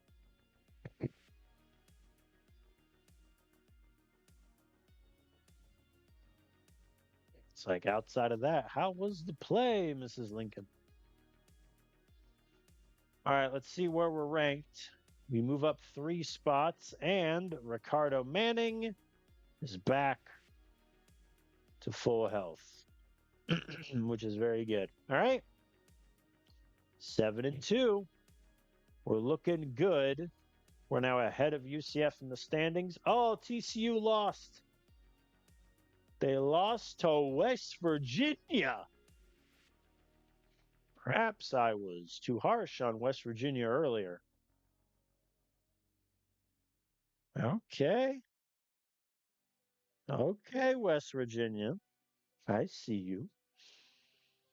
All right, we have some 3 recruiting commits, none of whom are going to Baylor. I love auto recruit so much. I'm not going to miss it. I think I'm glad I did coordinator mode just to see what it feels like. However, I am so ready to find a head coaching job after this season. I'm so ready. I am so looking forward to it. All right. So, yeah, we're not getting the head coach goal, so his opinion of me is probably going to drop to a 50. That's okay. All right, we're going up against Kansas. They're 2-7 this year. They beat BYU. What's BYU's record? 3-6? Yeah, they're not very good. They beat BYU in Buffalo. They lost to Jacksonville State in double overtime, which is tough. They tried to beat UC. They only lost by 7. Oh, my. Well, they have the 3rd worst team in the country against the pass. So this might be an all-time day for Lawrence Kirk. They're bottom 5 in sacks. Their offense, though, looks pretty solid, especially running the ball. But yeah, they're just not good defensively in the slightest. So this might be an all-time day for Lawrence Kirk. We're favored by 12.5 points on the road. Kansas has 10 recruits visiting. In the sim, we beat Kansas last year 40-0. I expect a similar result here. Kansas deferred, which, fair play. Gunnar Trotter runs 11 yards. And Gunnar Trotter pass out of the backfield at 52 yards. It gets us to the 6. And Elliott Paul touchdown off the slant. 7-0. Very good.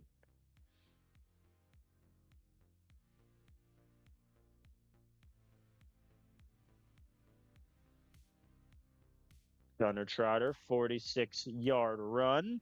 And Slammin' Sammy runs it in for a touchdown. Yep, I think if we lose this game, it will mean there was a collapse of like catastrophic proportions. Sammy went backwards. Elliott goes backwards. These guys are killing me.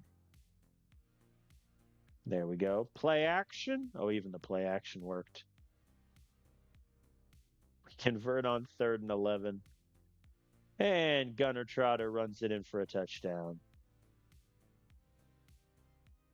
Oh, Kansas is driving. And they're on the board. They've scored more points today than they did all of our last meeting. For whatever that's worth. 4th and 1. Sure, why not? Let's go for it. Trotter gets me. Thank you. Thank you. Yeah. One of the benefits, I think, of coordinator mode is especially in blowouts, the game just goes by so much quicker because I don't have to worry about calling defensive plays. However, the downside is I'm not calling the defensive plays, so I can't save the AI from its own stupidity. Yeah, we'll take a field goal. There we go. Defense gets a stop. Let's see if we can at least get a long field goal here. Test Rory's leg a little bit. 3rd and 3, full send, slot outs. No dice.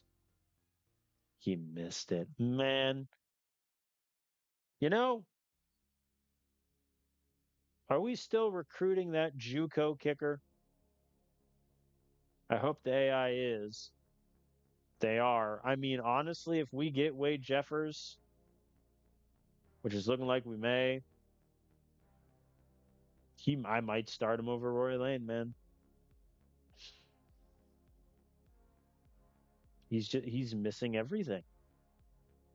Well, okay, no, let me rephrase. He misses all levels of kicks. He misses extra points. He misses like mid-20s field goals. He misses mid-40s, 50s field goals. There's no range that I trust him at. I think that's the biggest problem.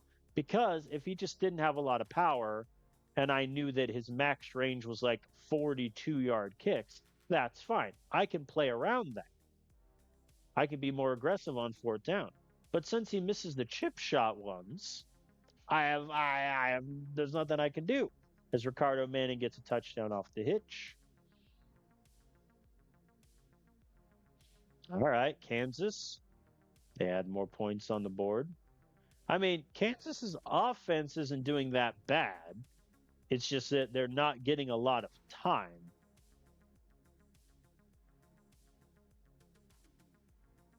And we convert on 3rd and 12. And also, Kansas defense is just actually terrible. I'll kick the field goal. Defense gets stopped. Very good. Backups are now in on offense.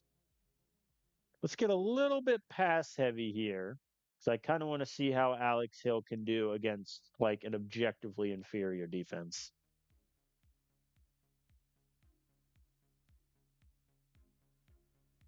There we go. It gets me the first. 3rd and 4. You got this, Alex. He does not. All right. We beat Kansas 37-9. Overall, pretty dominant victory. Our running game was nice, especially Gunner Trotter. I thought he did really well. Lawrence Kirk passed over 300 yards, had a couple touchdowns. Very good. Pretty much every eligible wide receiver got involved except for Tahir, which is awkward. And Lane, I mean, he missed another field goal.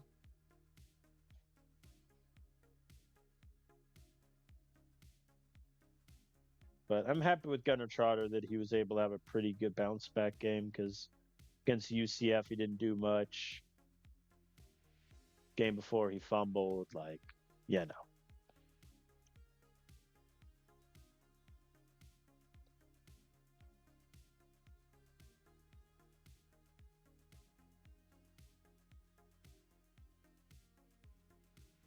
All right, we move up in the rankings, and Hayden Hanna is hurt now.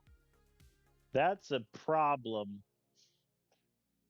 That's a problem because he's going to complain about targets if he doesn't get targets. I'm just going to keep him where he's at in the depth chart, to be honest, because his catching is still better than anyone below him. His speed's better than everyone except for Escobar. His route running took a decent hit there. It's a 65, but so be it.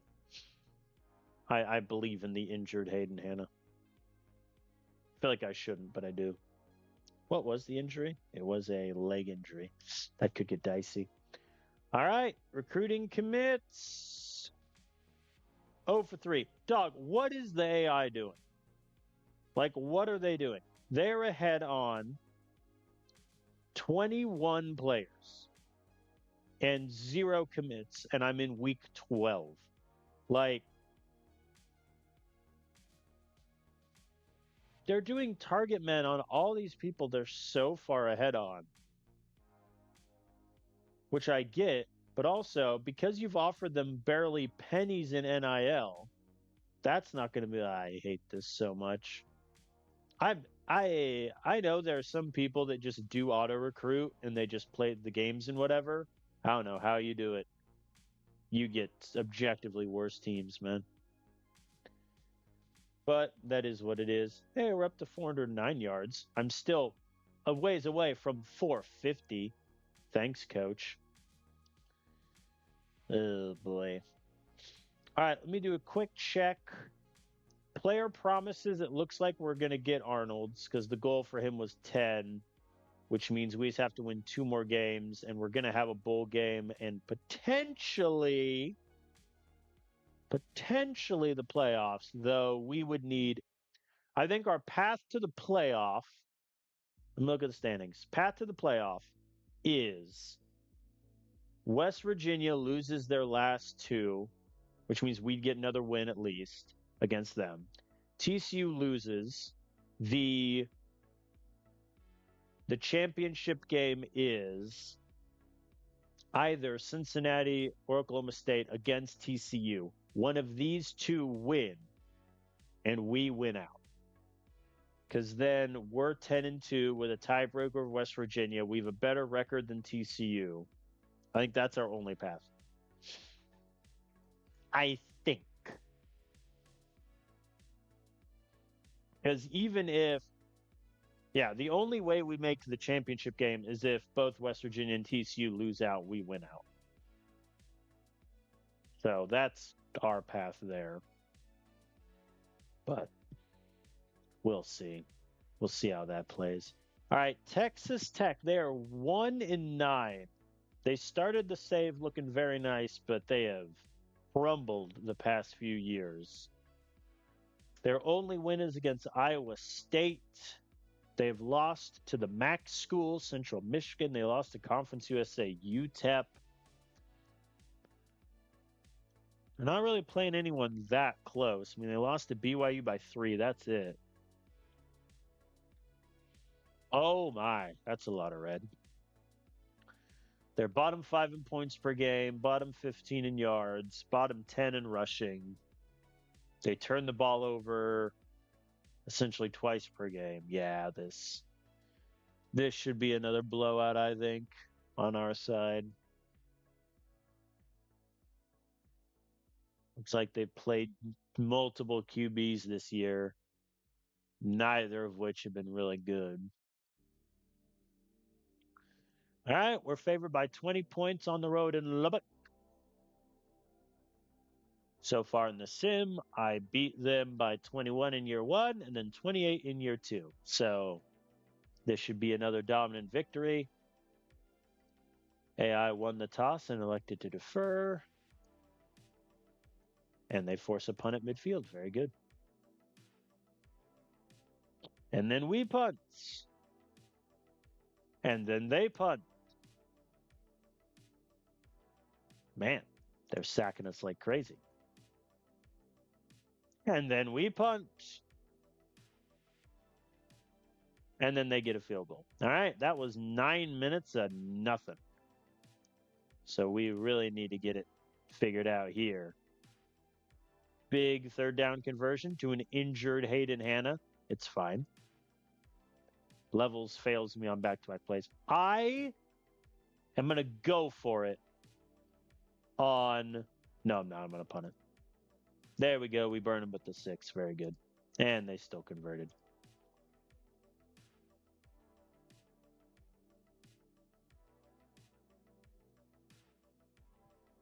Well, we're down 6-0. Our offense has been held scoreless in the first quarter. We need to get it together, man. 3rd and 10, huh? I'm not worried. There we go. River Reed, 15 yards. All right, we need to score because our defense is bending but not breaking right now, and that's not great for us usually. We punt, man. There we go. Defense gets a quick stop, and we have beautiful field position.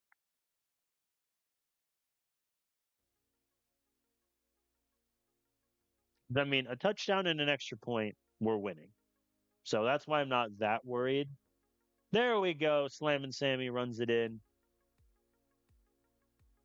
Texas Tech had to burn some timeouts. Oh, and they fumbled. Very good return from Sean Harrington also. All right. We have 57 seconds, all 3 timeouts, and we're at the 50. I like those odds quite a bit. There we go. 3 straight first downs. That'll play. And Lawrence Kirk scrambles for a 16-yard touchdown run. We're in business. All right, and we get the ball to start the second half. Very good. That's the tale of 2 quarters right there. We score no points in the first quarter. We score 14 in the second. Jet sweep. It worked.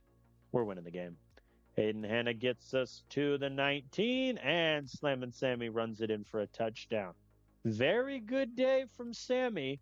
4 carries, 47 yards, 2 touchdowns. Oh, boy. Oh, Texas Tech. They did a designed QB run on 3rd and short.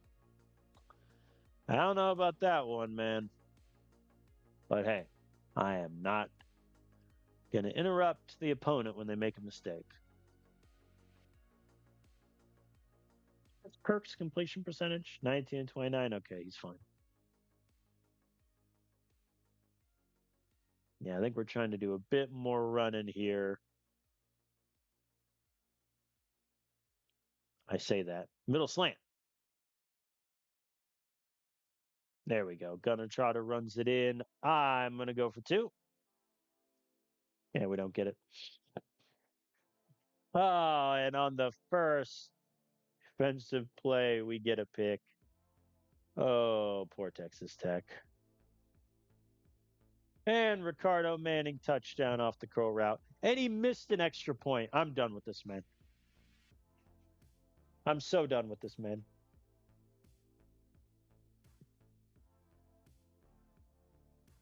Like, which of my former kickers do I have to, like, sue somebody to get an extra year of eligibility? Because I'll do it. Like, who do I have to sue there? Good Lord. We win 33-6. Very happy with how our offense bounced back after a terrible, terrible first quarter. Texas Tech, it looked like, was getting close to being favored in the game at one point, but nothing doing there. Defense obviously played great. They scored a couple field goals, one of which they had great field position for. Rest of the way, punts, fumbles, picks. Doing pretty good. Very nice there. I thought the run game was good, which we like to see. Hannah's staying involved, which is nice. Ricardo Manning had a touchdown, which is good for him because he has not had a good year at all. Part of that isn't his fault. He did have a minor injury, but that is what it is.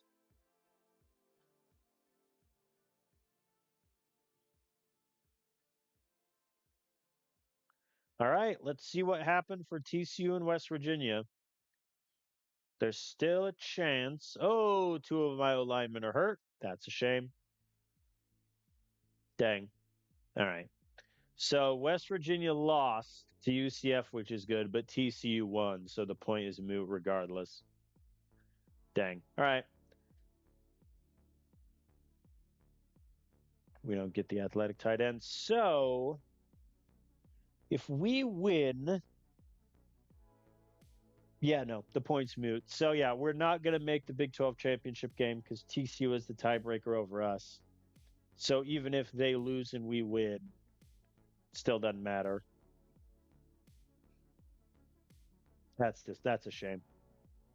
That's a shame. I mean, TCU has just been like one of the best teams in the country for this save, which is good because I think usually in football coach college dynasty, the overpowered Big 12 team is either Baylor or Houston. And so it's good that it's, somebody else. Also, quietly, the Big 12 is having a great year. TCU's 8th. I'm 13. West Virginia's 17. UCF is 21. UC is 19. Oklahoma State could be ranked. Who are they playing in their final game? They're playing UC. They could be ranked. I think that's good. Okay, so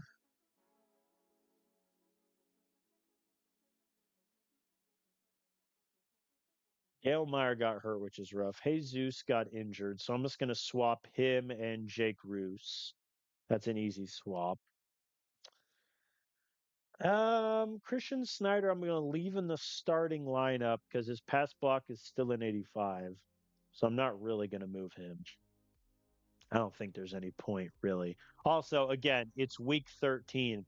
No one has committed to Baylor. Like, I cannot stress enough how broken this auto recruit is. No one, no one is committed to Baylor. Look at this. Teams have, minimum 4, 5, 6 guys. Us in Arizona State, you cannot tell me auto recruit is working properly. We have 0 recruits in the last week of the regular season. It's that kind of thing that just makes being a coordinator not fun. But it is what it is. All right. So, West Virginia. Hello. They're 10-1. Their only loss, they just lost to UCF. They're undefeated everywhere else. It should be said they only have one ranked win. So their strength of schedule is bottom half of the country. Their offense, though, is just lights out. Top 25 in passing. They're top 10 in points per game. They never turn the ball over. Defensively, they're sound. Like, they're just playing really, really good football. Defensive line, they look pretty good. They got a 90 overall. Linebacker, they look okay. Corner, they're really good. Safety, they're not great, but that's because one guy's injured. Okay. So here's where we stand. We are 9-2. We are not making the Big 12 championship game no matter what, which is very disappointing. That the UC loss is just gonna haunt my nightmares, let me tell you. So with a win, we are guaranteed to satisfy Ray Arnold's player promise and have a chance to make the playoff. With a loss, we're going to a bowl game. So that's where things stand.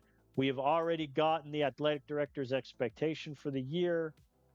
Head coach expectation we're not getting, but that is what it is. In terms of donors, we lost to TCU, so that's the 2 diamonds done. Looks like we're on pace to get the hold opponents to less than 225 pass yards per game. And then I'm too lazy to go back and check if we're going to do this, so we'll see. Have a corner earn all conference. Doesn't look like it's going to happen. Noe Costa would probably have to get a couple sacks and a pick in this last game. Also, a 71 overall walk-on corner. Very nice. All right, here we go. Final game of the season for all the marbles. At home against West Virginia, favored by 2. So on a neutral, West Virginia would be favored.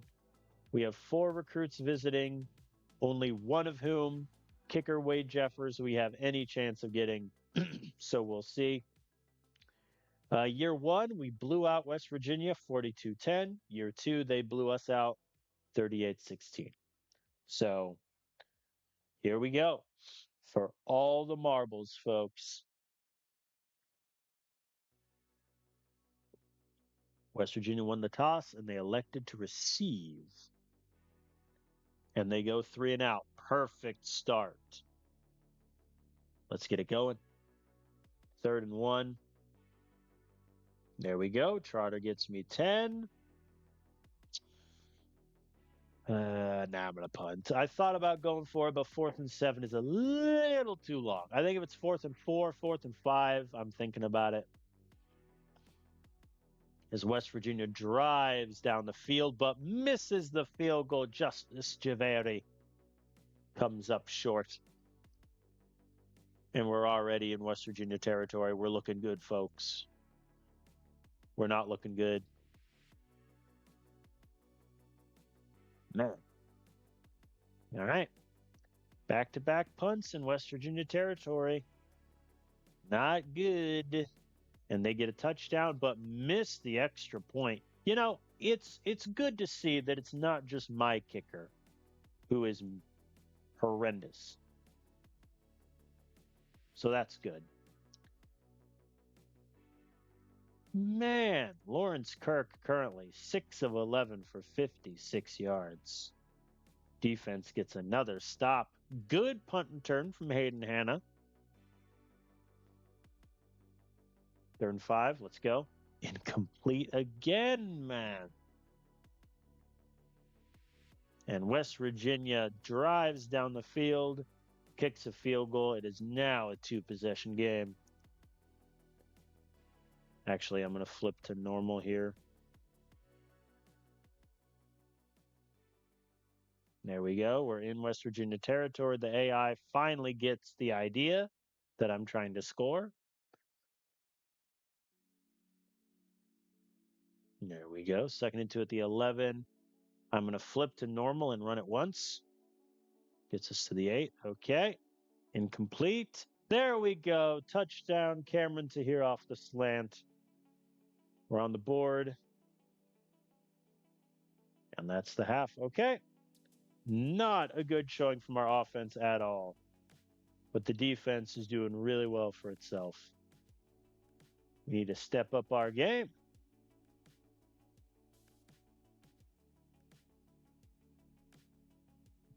Back-to-back incompletions is not exactly how you do that. Defense gets another stop. For once, I think the defensive coordinator wants to strangle me, which, you know, is fair. I'm going to run it on 3rd and 3, and if we don't get it, I might go for it. 4th and 2, go for it. 1-yard run, we didn't get it. All right, they only get a field goal out of it. It's still a 1-possession game, which is why I kind of just wanted to go for it anyway. But man alive, we're doing nothing. You know what? Full send. Let it fly. There we go. 32-yard pass over the top to Caleb Matthias. I really don't want to settle for a field goal here because I have a feeling that West Virginia is going to score in the next possession. There we go. 1st and goal at the 2. I'm going to run it right up the middle 4 times. All right, we get it on the first try. Going for 2. There's really no point in going up by 2. We don't get it, though, so it's a 1-point game.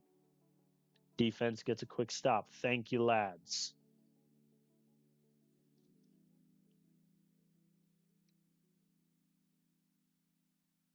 There we go. Convert. Thank you, Sam.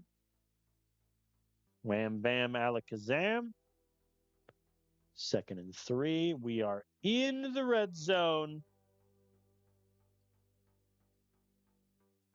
Sacked on curl flats, incomplete. Make the field goal, though.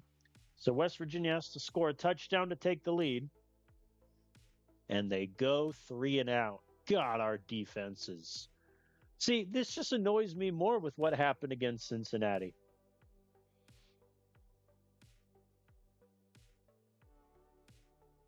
Fourth and 1, I'm doing QB sneak. There we go. He got it. And we punt anyway. All right, here we go. 3rd and 9, 4th and 8, and they punt. That's probably the correct decision. There's 3 minutes left. You get a quick stop, you have a chance. Which is exactly what happened. 3rd and 7's incomplete. We punt. 3rd and 10, 4th and 10 for all the marbles. And they get it. 3rd and 10 again. 4th and 14, incomplete. That is your ball game. Just going to run it, as you do. All right, we beat West Virginia to close out the season 16-12. Very good victory. Holy heck, did neither offense play well. They were 12 of 13 on 3rd down. We were 12 of 12. That was just such an ugly game of football. Like that's West Virginia football right there. But yeah, Lawrence Kirk did not have a good game at all. Nearly 50% completion percentage, only 1 touchdown. Trotter did okay, got the touchdown. Sammy did well. But I mean, man, Hilton was targeted 8 times, only had 2 catches. Paul was targeted 6, only had 3. Nothing from outside of our top 4 wide receivers. What a hideous game. And hey, I mean, look, their kicker missed a field goal and an extra point. That's your difference in this ball game, those 4 points. We get the win. We advance. Head into regular season. I think we take that and we like it. It does make the Cincinnati loss all the worse, but so be it. All right, both of our O linemen are back, so I don't need to move him. Jesus Cohen could just take there. How did Jake Roos do in that game? 1 pancake, no sacks allowed. All right, pretty good. All right, official visit results. We got 660, 760, 860 even for the tight end, but we're too far behind. We did not get the coach goal, but who cares? We went 10-2. TCU won. They beat Texas Tech, and they face Oklahoma State. Good on Oklahoma State for making the Big 12 title game. Good on them. They started the year 3-3 and then rattled off 6 straight wins. Very good. Proud of them. That does mean that 10-2 Baylor, 10-2 West Virginia, and what did Cincinnati finish? 9-3 Cincinnati don't make the Big 12 championship game. What a crazy time, huh? All right, we have 3 recruiting commits. Hey, we got our first and so far only commit of the season, a slot corner. Yay. Auto recruit is just makes me want to weep. Really does. All right, but we won 10 games minimum, so Ray Arnold has been satisfied. Okay, now the question becomes, do we have any chance of making the playoff? I don't think so. Because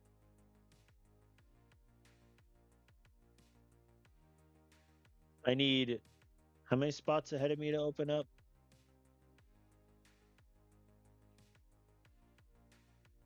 Yeah. I need USF needs to lose. TCU needs to lose. Or actually, no. TCU needs to win. Because then Oklahoma State has no chance of making it. Bama won't make it. because they're not in the SEC title game. I need Arizona to win. That drops Washington out, hopefully. And then I need Notre Dame to beat Clemson. I think that's the line. I need TCU, Notre Dame, Arizona to win. I think if those things happen, we have a chance of making the playoffs. But we'll see. Let's advance through the bye week. There's about what, 2 hours, 10 minutes to get through the whole season. See, that is one thing I'm gonna miss when I'm a head coach. Is just how fast the season can go when you're a coordinator. That is something I am gonna miss. All right, 10 signings. We miss out on an A potential tight end by 4 points. I hate it here.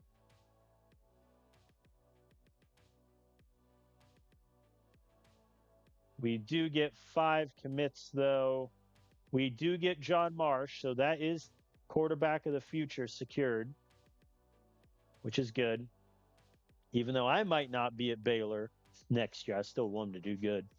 All right, one thing I do want to check before I look at anything is our backup tight end last year, Adonis Bean, transferred to Hawaii. Let's see how he did at Hawaii. Oh, he didn't do well. That's a shame. 50% completion, 2,200 yards, 13 touchdowns, 11 picks. Sacked about twice a game, 105 QB rating. He did run the ball a decent amount, which is good, but yeah, I mean they went 3-9, which is much worse than they did the year before. That's rough. Yeah, I mean he threw 4 picks and fumbled against San Jose State.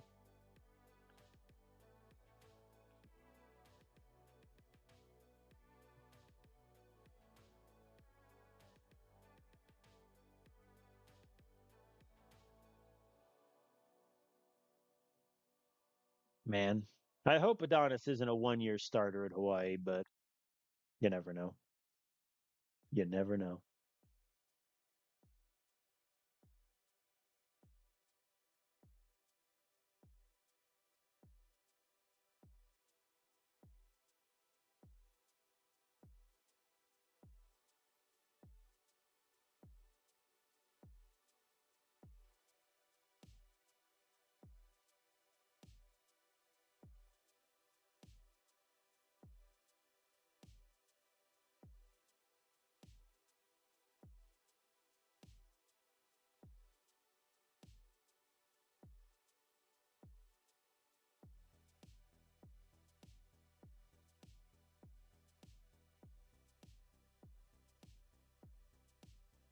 All right.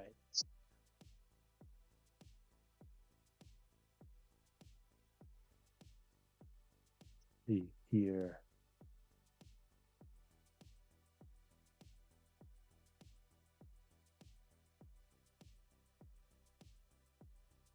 All right. Well, here's conference championship week. I think to have any hope of making the playoffs, we need like 4 teams to lose.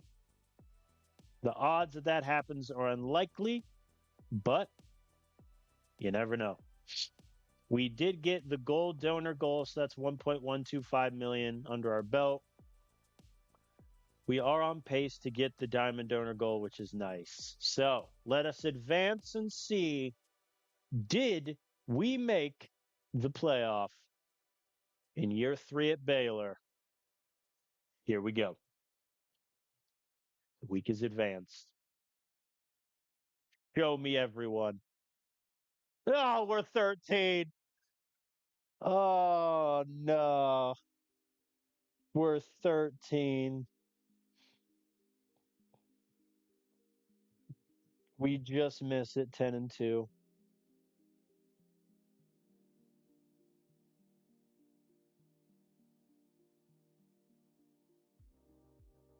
We face Arizona State in the Alamo Bowl.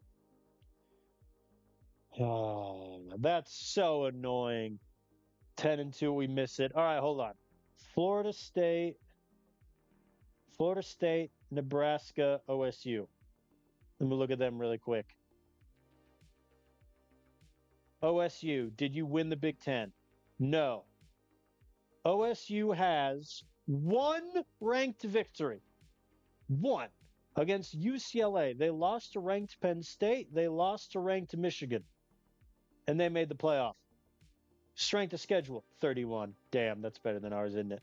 Oh, we're 39. All right, fine. Who else made it in ahead of us? Nebraska. They beat ranked. Okay. Yeah. They deserve it. They beat Texas, Maryland, James Madison, Michigan, all ranked. Fair enough. They lost to Northwestern, though. That should be disqualifying. Man. Florida State. They lost to Clemson and Notre Dame, but they beat ranked Duke. They did not make the ACC championship game. Their strength schedule is 35. I think this just makes the Cincinnati loss all the more infuriating because, let's be honest with ourselves here. That is a game that was only lost because the defensive AI just stopped functioning. But if you had told me at the end of the season we go 10-2, I think you take that in a heartbeat. I mean, hey, we had 4 ranked wins: Bama, Kansas State, UCF, and West Virginia. We have 2 ranked losses: 20 UC, 5 TCU. Does it tell me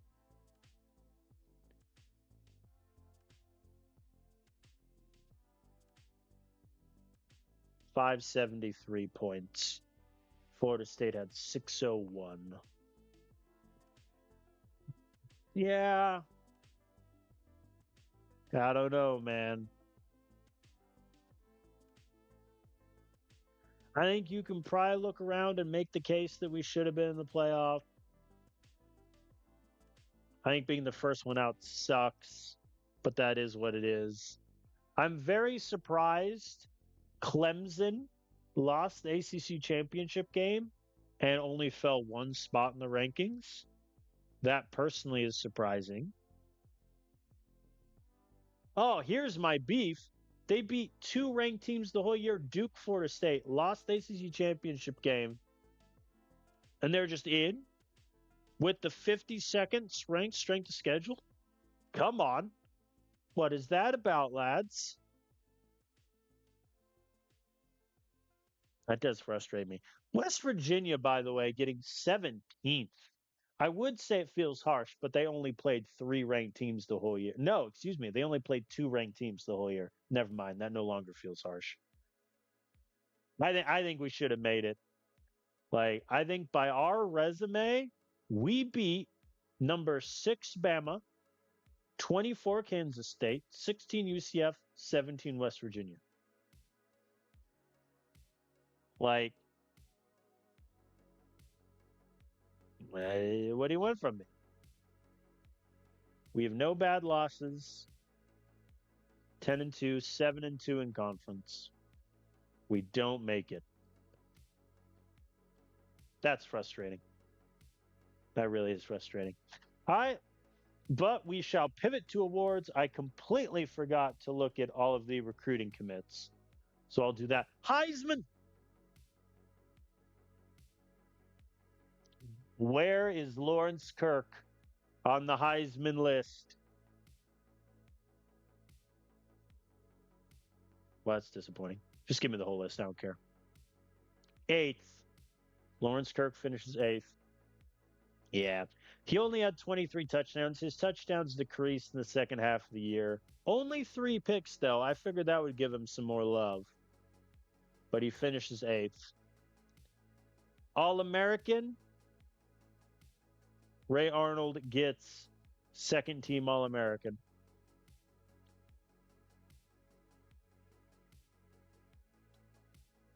All right, let's see. Any freshmen? I don't think I had any freshmen that would be eligible, really. No. Okay. All right, let's look at Big 12. Coach of the year, they give it to Jose Charles of West Virginia. That's certainly a choice. Lawrence Kirk gets Big 12 Player of the Year. Good for him in his senior year. He gets first team All Big 12. So does O lineman Ray Arnold and Liam Drayton. He was a really good JUCO pickup. 24 pancakes, 0 sacks, man. Very good. Second team All Big 12. Rory Lane makes it a kicker. No, I don't accept that. He went 10 of 15 from kicks and missed 4 extra points. There is no universe where that's good enough for second team. No universe. None. Like, what? No. I am ashamed of the Big 12 for giving that award to him. All right, I did want to look at recruiting because I did miss last week. So let me just quick reveal all these guys. Ooh, we got Guillermo. Nice. Dang. We get Raphael Chandler. Probably redshirt him. I'm talking like I'm going to be at Baylor next year when we all know I have 1 foot out the door. So we get John Marsh, which is good. We don't have that. We have no high potential guys on offense in terms of recruiting, with the exception of John Marsh, which is a little shaky, but that is what it is. All right, let's advance through the first week of games.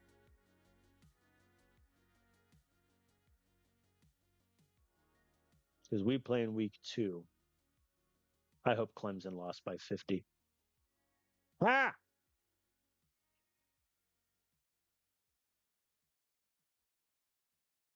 Clemson lost. Washed. Dang, Florida State run.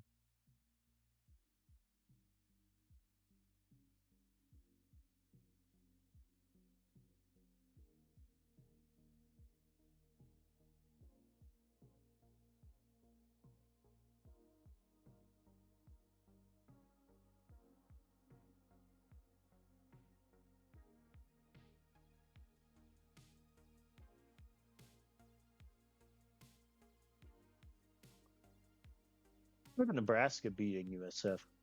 Good for them. All right. Here we are, folks. First, 1 recruiting commit. Come on down. JUCO running back Talon Patterson. 89 ball security is a JUCO. That'll play. Okay. Hayden Hanna is back to 100%. I never really moved him down in the depth chart, so he could just stay where he's at.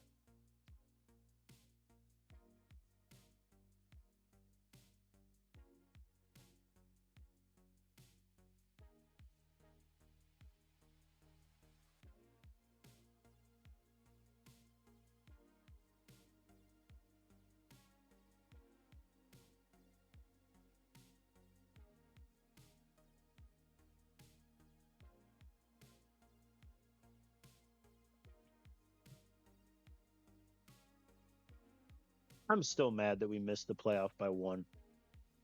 That's upsetting. And what's especially annoying is because Clemson and Wisconsin lost, if we beat Arizona State, we'll be ranked in the top 12 without question. So that's what's most annoying. All right. Now we shall turn our attention to the task at hand. Hello, Arizona State, Pac-10, because that still exists in this universe. They went 10-2, 7-2 in conference. Their out of conference was Central Michigan, Waste, Fresno State, good team, and Navy, please.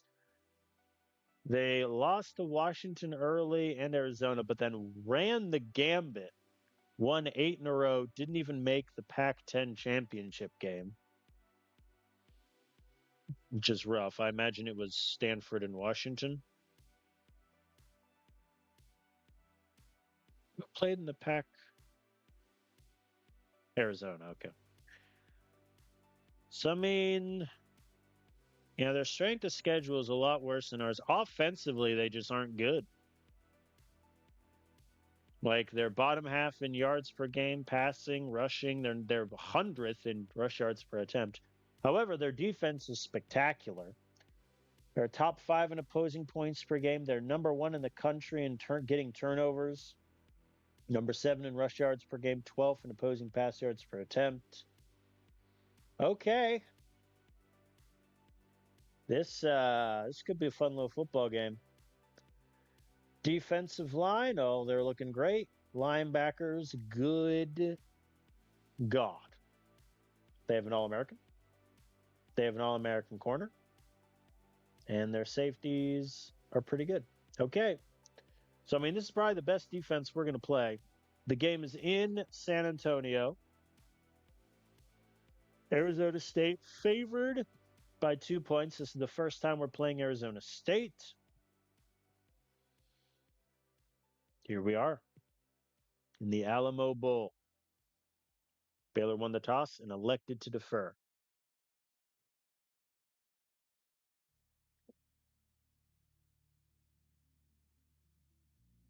All right. Defense holds them to a field goal, but they also allowed like 4 straight first downs in 6 plays, which is not great. Hashtag analysis. Gunner Trotter loses me 3 yards on the opening sweep. We're doomed. I'll punt shamelessly. There we go. Defense gets a stop. Okay. Now, let's see what we got. Gunner Trotter goes backwards. He currently has 2 rushes for negative 6 yards. Is that good?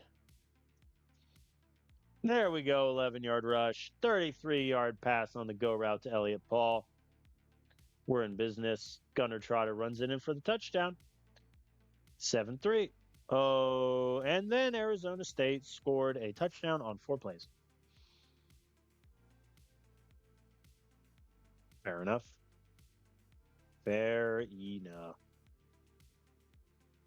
We're going to need our defense to do better than that because Arizona State did not get here on their offense.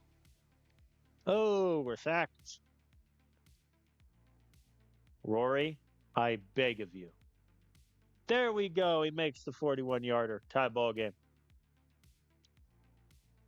Arizona State punts at midfield. We have the ball at terrible field position. There we go. Passed out of it.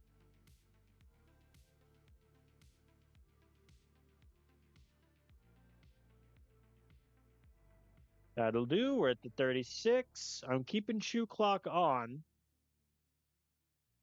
because we're moving pretty quickly. At the 3, and Gunner Trotter runs it in. Up by 7. And they had a 55-yard rush all the way into our red zone. Fair enough. And they get in for the touchdown.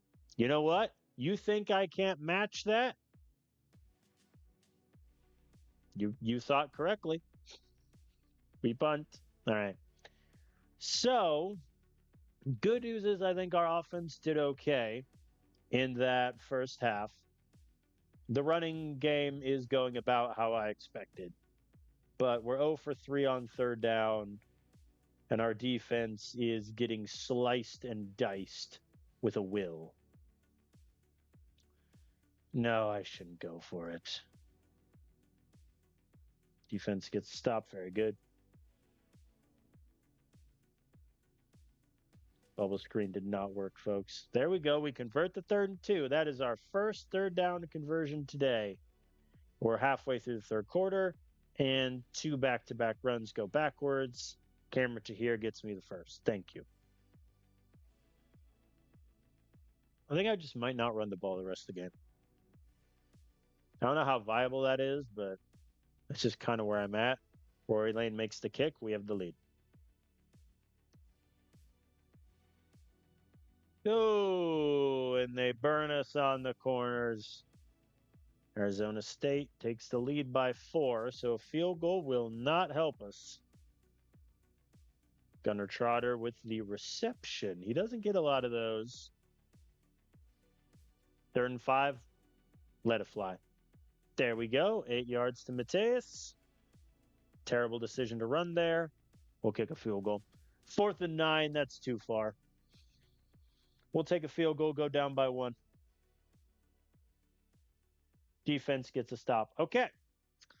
So we're at our own 4. There we go. 21-yard pass. Thank you. I'm leaving chew clock off just by nature of how far we have to go in terms of time. Actually, I lied. I'm going up tempo. There we go. We convert. That's huge. The AI is still not getting the idea that we need to go up tempo. Like, I know our field position is good, but also, like, come on. There we go. Okay.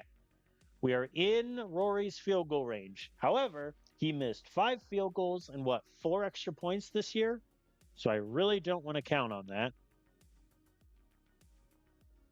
I'm going to turn on shoe clock. I'm going to run the ball once. I'm going to run it twice. I'm going to run it again. All right. We are now going to go for 2. We get it. The reason I go for the touchdown there instead of just kneeling and kicking a field goal is Rory Lane has missed extra points and he has missed field goals as short as 24 yards. That is not a gimme for him. So I'd rather get the touchdown, go up by 7, and let our defense do its thing. Arizona State has 50 seconds and 0 timeouts. They're at the 43. 3rd and 10. And it's incomplete. We beat Arizona State in the Alamo Bowl 31-24. Put us in the playoff, you rats. Very good. Very good. Jerked through the ball 50 times. It's fine. Sammy ran the ball okay. Gunner got stuffed, but he also got 3 touchdowns. So what can you do? Matthias was targeted 7 times, only had 2 catches. None of our pass catchers got touchdowns, which is rough, but they all got a decent amount of yardage. And hey, we never turned the ball over. Arizona State was number 1 in the country on forcing turnovers. We never turned it over. That's big. Rory Lane also perfect on kicks. We must give him his flowers. And we beat Arizona State. That's very good. That's a 11-2 season with a bowl win. I'll take that. The fact that we didn't make both the Big 12 Conference Championship game or the playoff at 10-2 is upsetting, but it is what it is, unfortunately. All right, elsewhere in the postseason, Notre Dame beat OSU, Florida State beat Washington, Penn State beat Nebraska, and A&M beat Georgia. Another classic. So that's 3 classics this year we played in. UC, Kansas State, and Arizona State. Enough. All right, 6 recruiting commits. We get none of them. I love auto recruit so much.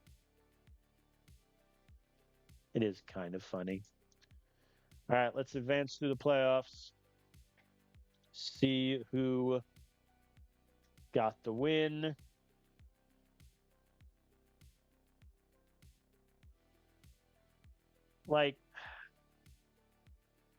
And we're going to finish with what? 12 recruiting commits? Craziness. And we did get the Diamond Donor goal. Very good. Very good. A little disappointing for TCU to lose in the first round. That's the 2nd year they've lost in the first round. So we'll see who wins the Natty. And it is Florida State beating A&M in a classic. Oh, Florida State missed 4 field goals? No. He missed 4. Chandler Olson, ACC Kicker of the Year. The lights were too bright. He missed 4. They won anyway, so it didn't end up mattering. They score a touchdown after a long drive with 50 seconds left. Oh my. How long were the field goals? 39, inexcusable. 25. Hey, it's like Rory. 49. Okay, I'll give him a pass for that one. And 48. Okay, 48, 49. Not a lot of kickers in this game make those, but the first 2. Man alive. If they don't win that game, and it would have been in Chandler Olson's last ever game for Florida State, and he missed 4 kicks, that would have been so rough. I would have been so sad on his behalf. But Florida State gets the natty. Good for them. Okay, so quick year in review. We go 11-2 with a bowl win. It's kind of an awkward season because if you would have said you go 10-2 in the regular season, you assume that okay, either I'm making the Big 12 championship game or I'm in the playoffs. We were in neither, which is the part that kind of sucks.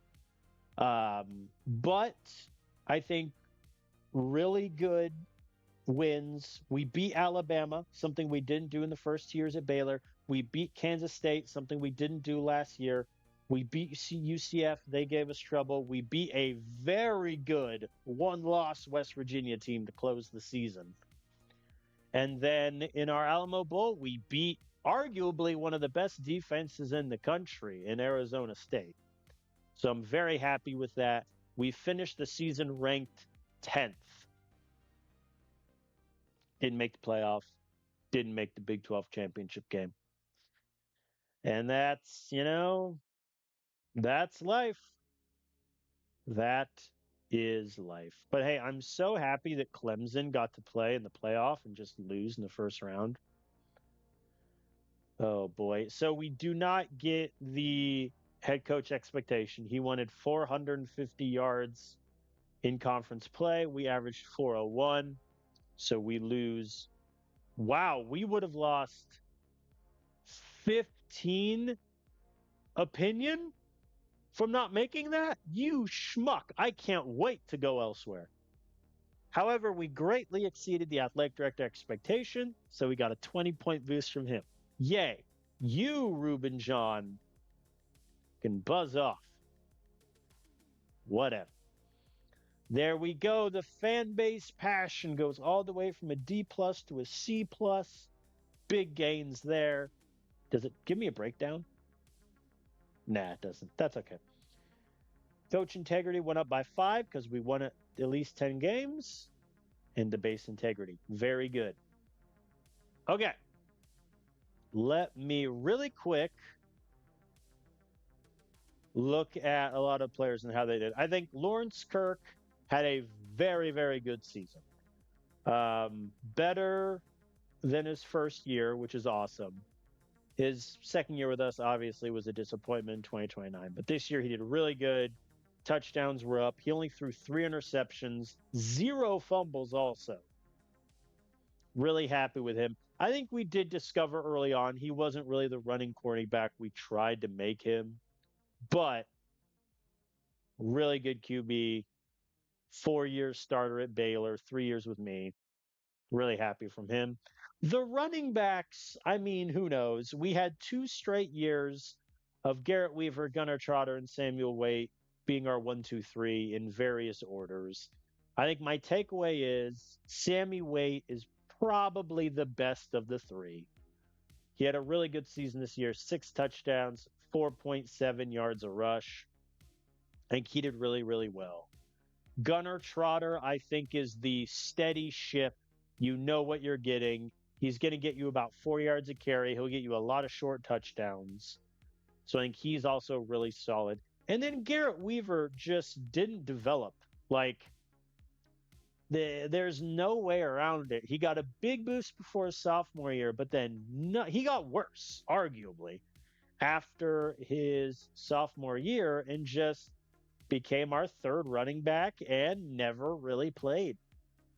The most carries he had was 9 against New Mexico, a game that was a blowout from the first drive, and just, didn't really get that many carries, get a lot of yards. He threatened to transfer. I don't know if he still wants to. Let me look at the coach's office. He does. So that is what it is. Wide receiver, I mean, we had a really good room, but again, we've run into the issue we keep running into where we don't have a number one guy. We just have about 6 or 7 guys that are all at about the same level. So, like River Reed had 590 yards, 4 touchdowns. Cameron Tahir had 5 touchdowns. Amari Escobar got involved a little bit. Hayden Hanna, I thought, was really good. He averaged 10 yards a reception. Elliot Paul averaged 12 yards a catch, 3 touchdowns. Ricardo Manning had a kick return touchdown, 4 touchdowns to his name. Just a really good wide receiver room, all things considered. When did Thomas Flores get catches? One against New Mexico, one against Texas Tech. Good for you, buddy. Tight end, I mean, listen, we run the air raid offense. The tight end is never going to be involved. He's only in on 22% of snaps. He had essentially an identical year to last year, except he didn't have a touchdown and he had a fumble. So I guess a little worse by that estimation, but he'll be good. Offensive line, I mean, Ray Arnold, All American, Big 12 top O lineman, 24 pancakes, 2 sacks allowed. Liam Drayton, a Juco guy, 24 pancakes, 0 sacks allowed with a 65 pass block. He did very good. Kyle Wiley, unfortunately, he was a tight end at UTEP. I make him an alignment.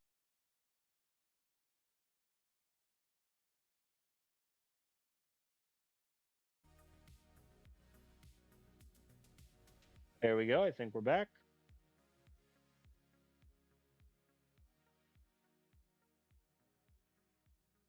Just refresh. All right, we're okay. See, OBS was so disgusting that Rory Lane won Big 12 awards. Yeah, I don't know how. He missed 5. He went 10 of 15 on kicks and missed 4 extra points this year. I don't know how you get second team all Big 12, but whatever. He did, to his credit, against Arizona State. He was 3 of 3 on field goals and made both extra points. So I'll take it. I will take it. So, but yeah, that's essentially where we're at. We didn't level up, so we don't gain any badges or XP. It looks like the head coach did. Must be nice for him. And the defensive coordinator. Must be nice. But now we have a big decision to make in terms of what we want to do career-wise going forward. Because we signed a 4-year contract. We just finished year 3. So 1 year left. The head coach has refused to renegotiate. His opinion of me is too low. It's at a 50. He does not want to offer me an extension, which means we may jump ship. I've already determined I don't want to leave for another offensive coordinator job. At this point, I've been an offensive coordinator at 3 different schools. And realistically, at Baylor, we have a really good football team. So I don't want to leave that to be an offensive coordinator. What I will do, though, is leave that for a good head coaching position. And so let us scroll down and see what happens. I don't know why the game just minimized there, but it did, and I'm rolling with it. What do we got?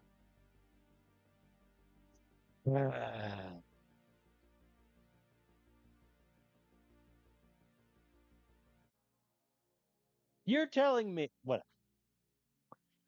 Really? So last year we were offered the head coaching job of Charlotte and New Mexico. Now we're offered the head coaching job of Charlotte, New Mexico, and our old stomping ground, New Mexico State, who went 1-11 when I was there. They then went 1-11 again, 8-5, 8-5, 0-12, 2-12, 2-12. Man, I got to be an offensive coordinator again. What if I just take the Charlotte job? Because I've already determined New Mexico is one of the few jobs I would never take, because I did that in the save before, and it was the most miserable thing in the world. Charlotte, I mean, they've gone 1-11 4 years in a row. There is they didn't play their A plus potential freshman, which is kind of funny. Like, there's no universe where taking the head coaching job at Charlotte is the move. None. And New Mexico State, I'm not doing because no. Coming back as their head coach to say the day would be kind of funny, but no. I got to do another year. I don't want to do another year at Baylor. I mean, it could. I mean, okay, hold on. Actually, what did the coach say specifically?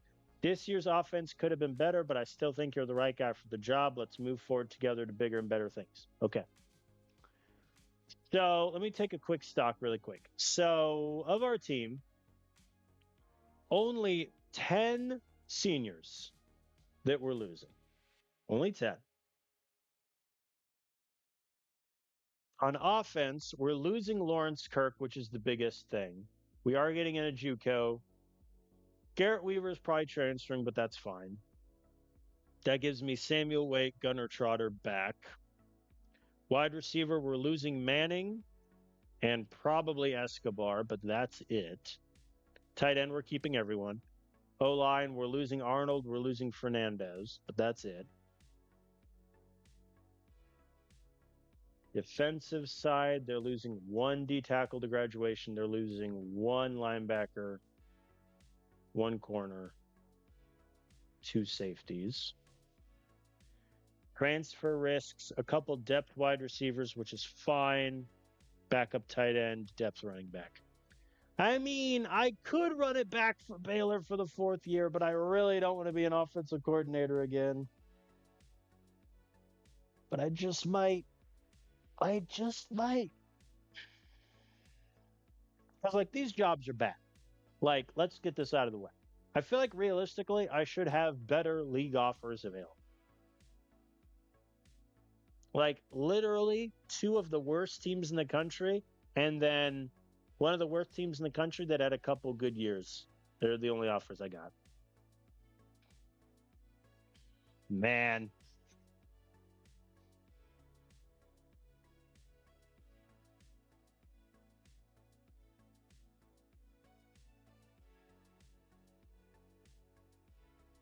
I'm staying at Baylor. I'm staying at Baylor. Oh, we have a new defensive coordinator. Max Chandra. Nickel aggressive zone. Oh, God, he's terrible. Oh, no. I mean, it doesn't seem like the defense was the problem at UConn, so I'll give him a pass for that. Kent State and Tulane, though, he wasn't good. Oh, boy. Oh, boy. Reuben John is still the head coach. Well, that's interesting. Where'd he go? DeAndre Hendricks went to be the defensive coordinator at Michigan State. That seems like kind of a horizontal or even backwards move. DeAndre. Is he from Michigan? He is from Fresno. Okay. Hey, Maxwell Clay is still jumping around over there. Another thing about coordinator mode not being great. There is zero reason why Maxwell Clay shouldn't have a head coaching job. We literally had the number one defense in the country at Louisiana Tech for 2 years in a row. Like, you're telling me he doesn't get a head coaching gig? Come on. But all right. We have a new defensive coordinator. No new head coaches in the Big 12. Any retirements in the Big 12? Nope. Oh, West Virginia's defense coordinator. Okay, we're staying at Baylor for a fourth year. I'm going to be honest. I went from thinking I was going to leave Baylor after 2 years to being here after 4, which is kind of insane. Let me just quickly run through all these players. We're losing Lawrence Kirk to graduation. I talked about him already.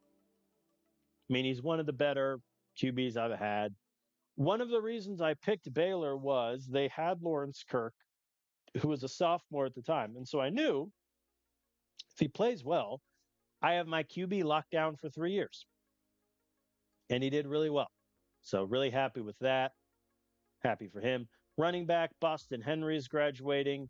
Unfortunately, he just was the odd man out for 2 seasons and never really got that much playing time, which is rough, but it is what it is. Wide receiver, we're losing Ricardo Manning. What a guy, what a lad. Average about 250 to 380 yards per year. Had a kickoff return touchdown. Did pretty well punt returning also.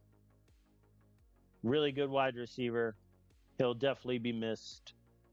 Offensive line, we're losing Ray Arnold, probably our best player we've had at Baylor. Only one with above 100 overall ever. Big 12 O-lineman of the year. All-American. 24 pancakes, 2 sacks allowed this year. Tremendous. Quinn Fernandez was a 2-year starter for me. Did really well. Didn't allow a lot of sacks. Only 1 this year. Really solid. And then the rest are defensive players. We're losing a couple D linemen, some safeties, but nothing too crazy. Players transferring. This could be a long list. I am preparing myself mentally for this to be a long list. But we'll see.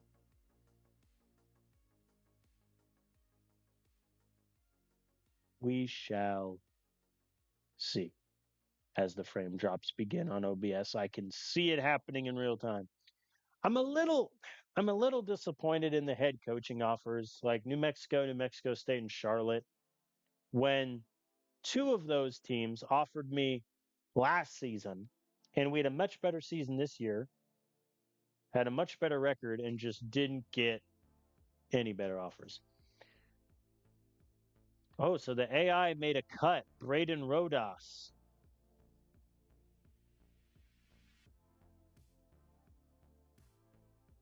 I mean, that's fair. Renteria probably takes his spot. He's also a junior. That's fair, but also the AI isn't going to bring in. Okay, so the AI has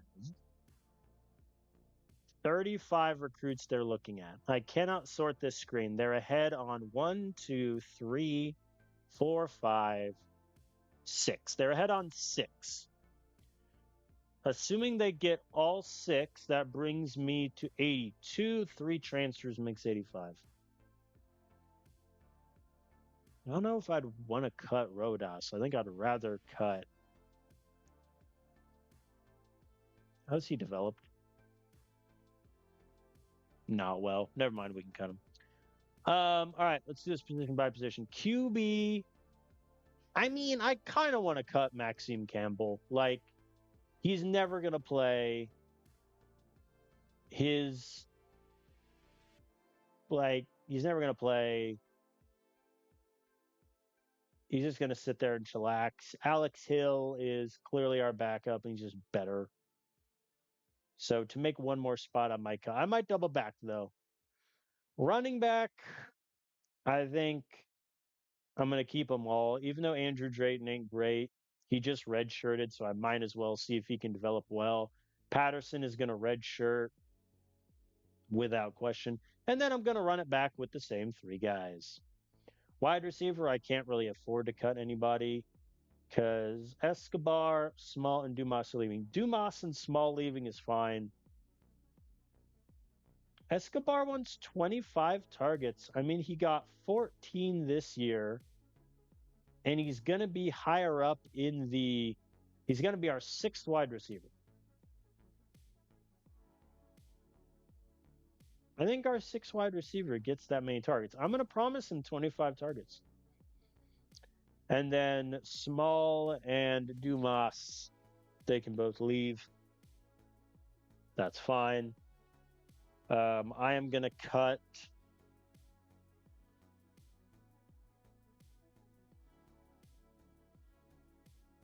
Actually, no, I'm not going to cut Flores because we're losing 2 wide receivers anyway. Tight end, I'm not cutting anybody. Actually, I'll cut the walk-on. O-line. The AI is cutting Braden Rodas. I'm going to uncut him.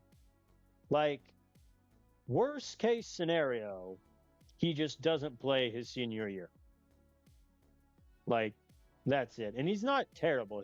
Don't get me wrong, his potential is bad. But, like, I think I'd rather keep him, especially because the guys ahead of him aren't spectacularly amazing. So that brings me to 8 open scholarships. The fact that I can't cut any defensive players is annoying. Like, I would cut Quinn in a heartbeat. That gets me one easy cut. Linebacker, I'm cutting one of these guys, the young freshman that are never going to play. Like, we have 9 safeties, 9 of them. And the AI is never going to change their position because the AI doesn't do that. So here we are. 8 open scholarship spots, I think, is fine. I'm going to cut Andrew Drayton. Yeah. I mean, just like he's not. His ball security, he's not athletic. His ball security is just bad. I mean, Aiden Taylor's going to be ahead of him in the depth chart. So that means Drayton would be our 6th running back because Patterson's going to redshirt. Like, there's no reason to keep him. All right. Those are the cuts. So we're losing our 4th quarterback. We're losing our 6th running back and a 4th tight end.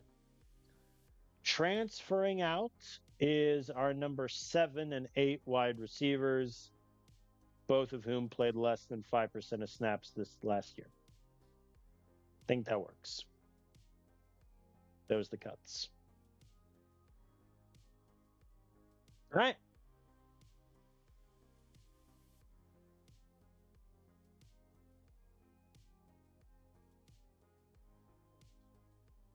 Let us advance to the draft. I really hope Kirk gets drafted. I really hope he does. I don't think I will because his overall is a touch low, but you never know.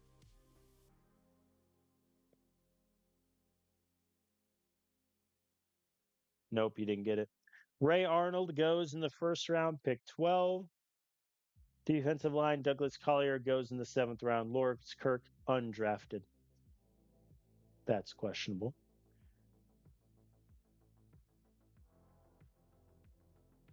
All right, Adonis stayed at Hawaii. All right. Ring of Honor inductees. No one.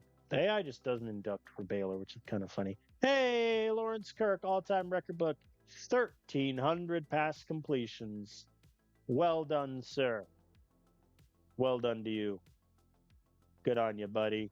He holds the record now for yards, completions, attempts, completion percentage, touchdowns, picks, and sacks, as well as single game passer efficiency rating, or single season, excuse me, and most completions in a game where we beat Kansas State this year, and Lawrence Kirk was 40 of 52.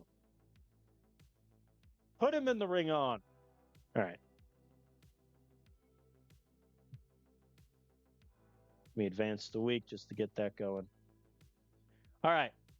So, as I did last season, I am going to go through the transfer portal off stream. Realistically, I mean, there's literally nothing to show. It's just me hitting advance 4 times. And then that's just where we're at. Next week, because I'll probably do my Colorado Rockies rebuild stream tomorrow. If I have a stream tomorrow, that's still TBD. Got some appointments in the morning and such. But no, I mean, I think we had objectively a great season. We went 11-2 with a bowl win. It is just disappointing that a 10-2 Baylor team didn't make the Big 12 championship game and didn't make the playoff. I think that is pretty frustrating, but so be it. I mean, hey, look, we're gonna be at Baylor for 4 years, and then after this, Maybe we get offered a contract extension, maybe we don't. The coach's opinion of us right now is an even 50. So we'll see what happens there. However, I am even if they offer me a contract extension as a offensive coordinator, I'm going to decline it, and I will take any head coaching job. Well, not any. If it's New Mexico, New Mexico State, and Charlotte, again, I may have some thoughts. But yeah, I think the issues of being a coordinator, I think, really waned on me last season, especially with recruiting and not being able to call defensive plays, where objectively we missed the playoffs and missed the Big 12 championship game because of the defensive AI play calling. Like, that is what happened against Cincinnati. So I think I'm ready. I've been ready to be a head coach for like 2 years, and it's just the head coach openings have been the worst, like 1-star prestige schools. So that is what it is. I'm going to go through transfer portal stuff off stream, and then next stream we will kick off starting year 4 as offensive coordinator at Baylor. We are finally done with facing Alabama. I faced them 3 years in a row. I'm sick and tired of it. So we'll see what year 4 at Baylor holds next time. But for now, that is it for me. Thank you all for watching. I know it's a longer video than usual, about an hour longer. So if you made it here to the end, appreciate you. I don't think this will be the norm going forward for some of my other streams, but for Football Coach College Dynasty, I might make the videos a little longer, especially when I'm a head coach and the seasons take longer. So we'll see how that plays. But thank you all for watching. I will see you next time.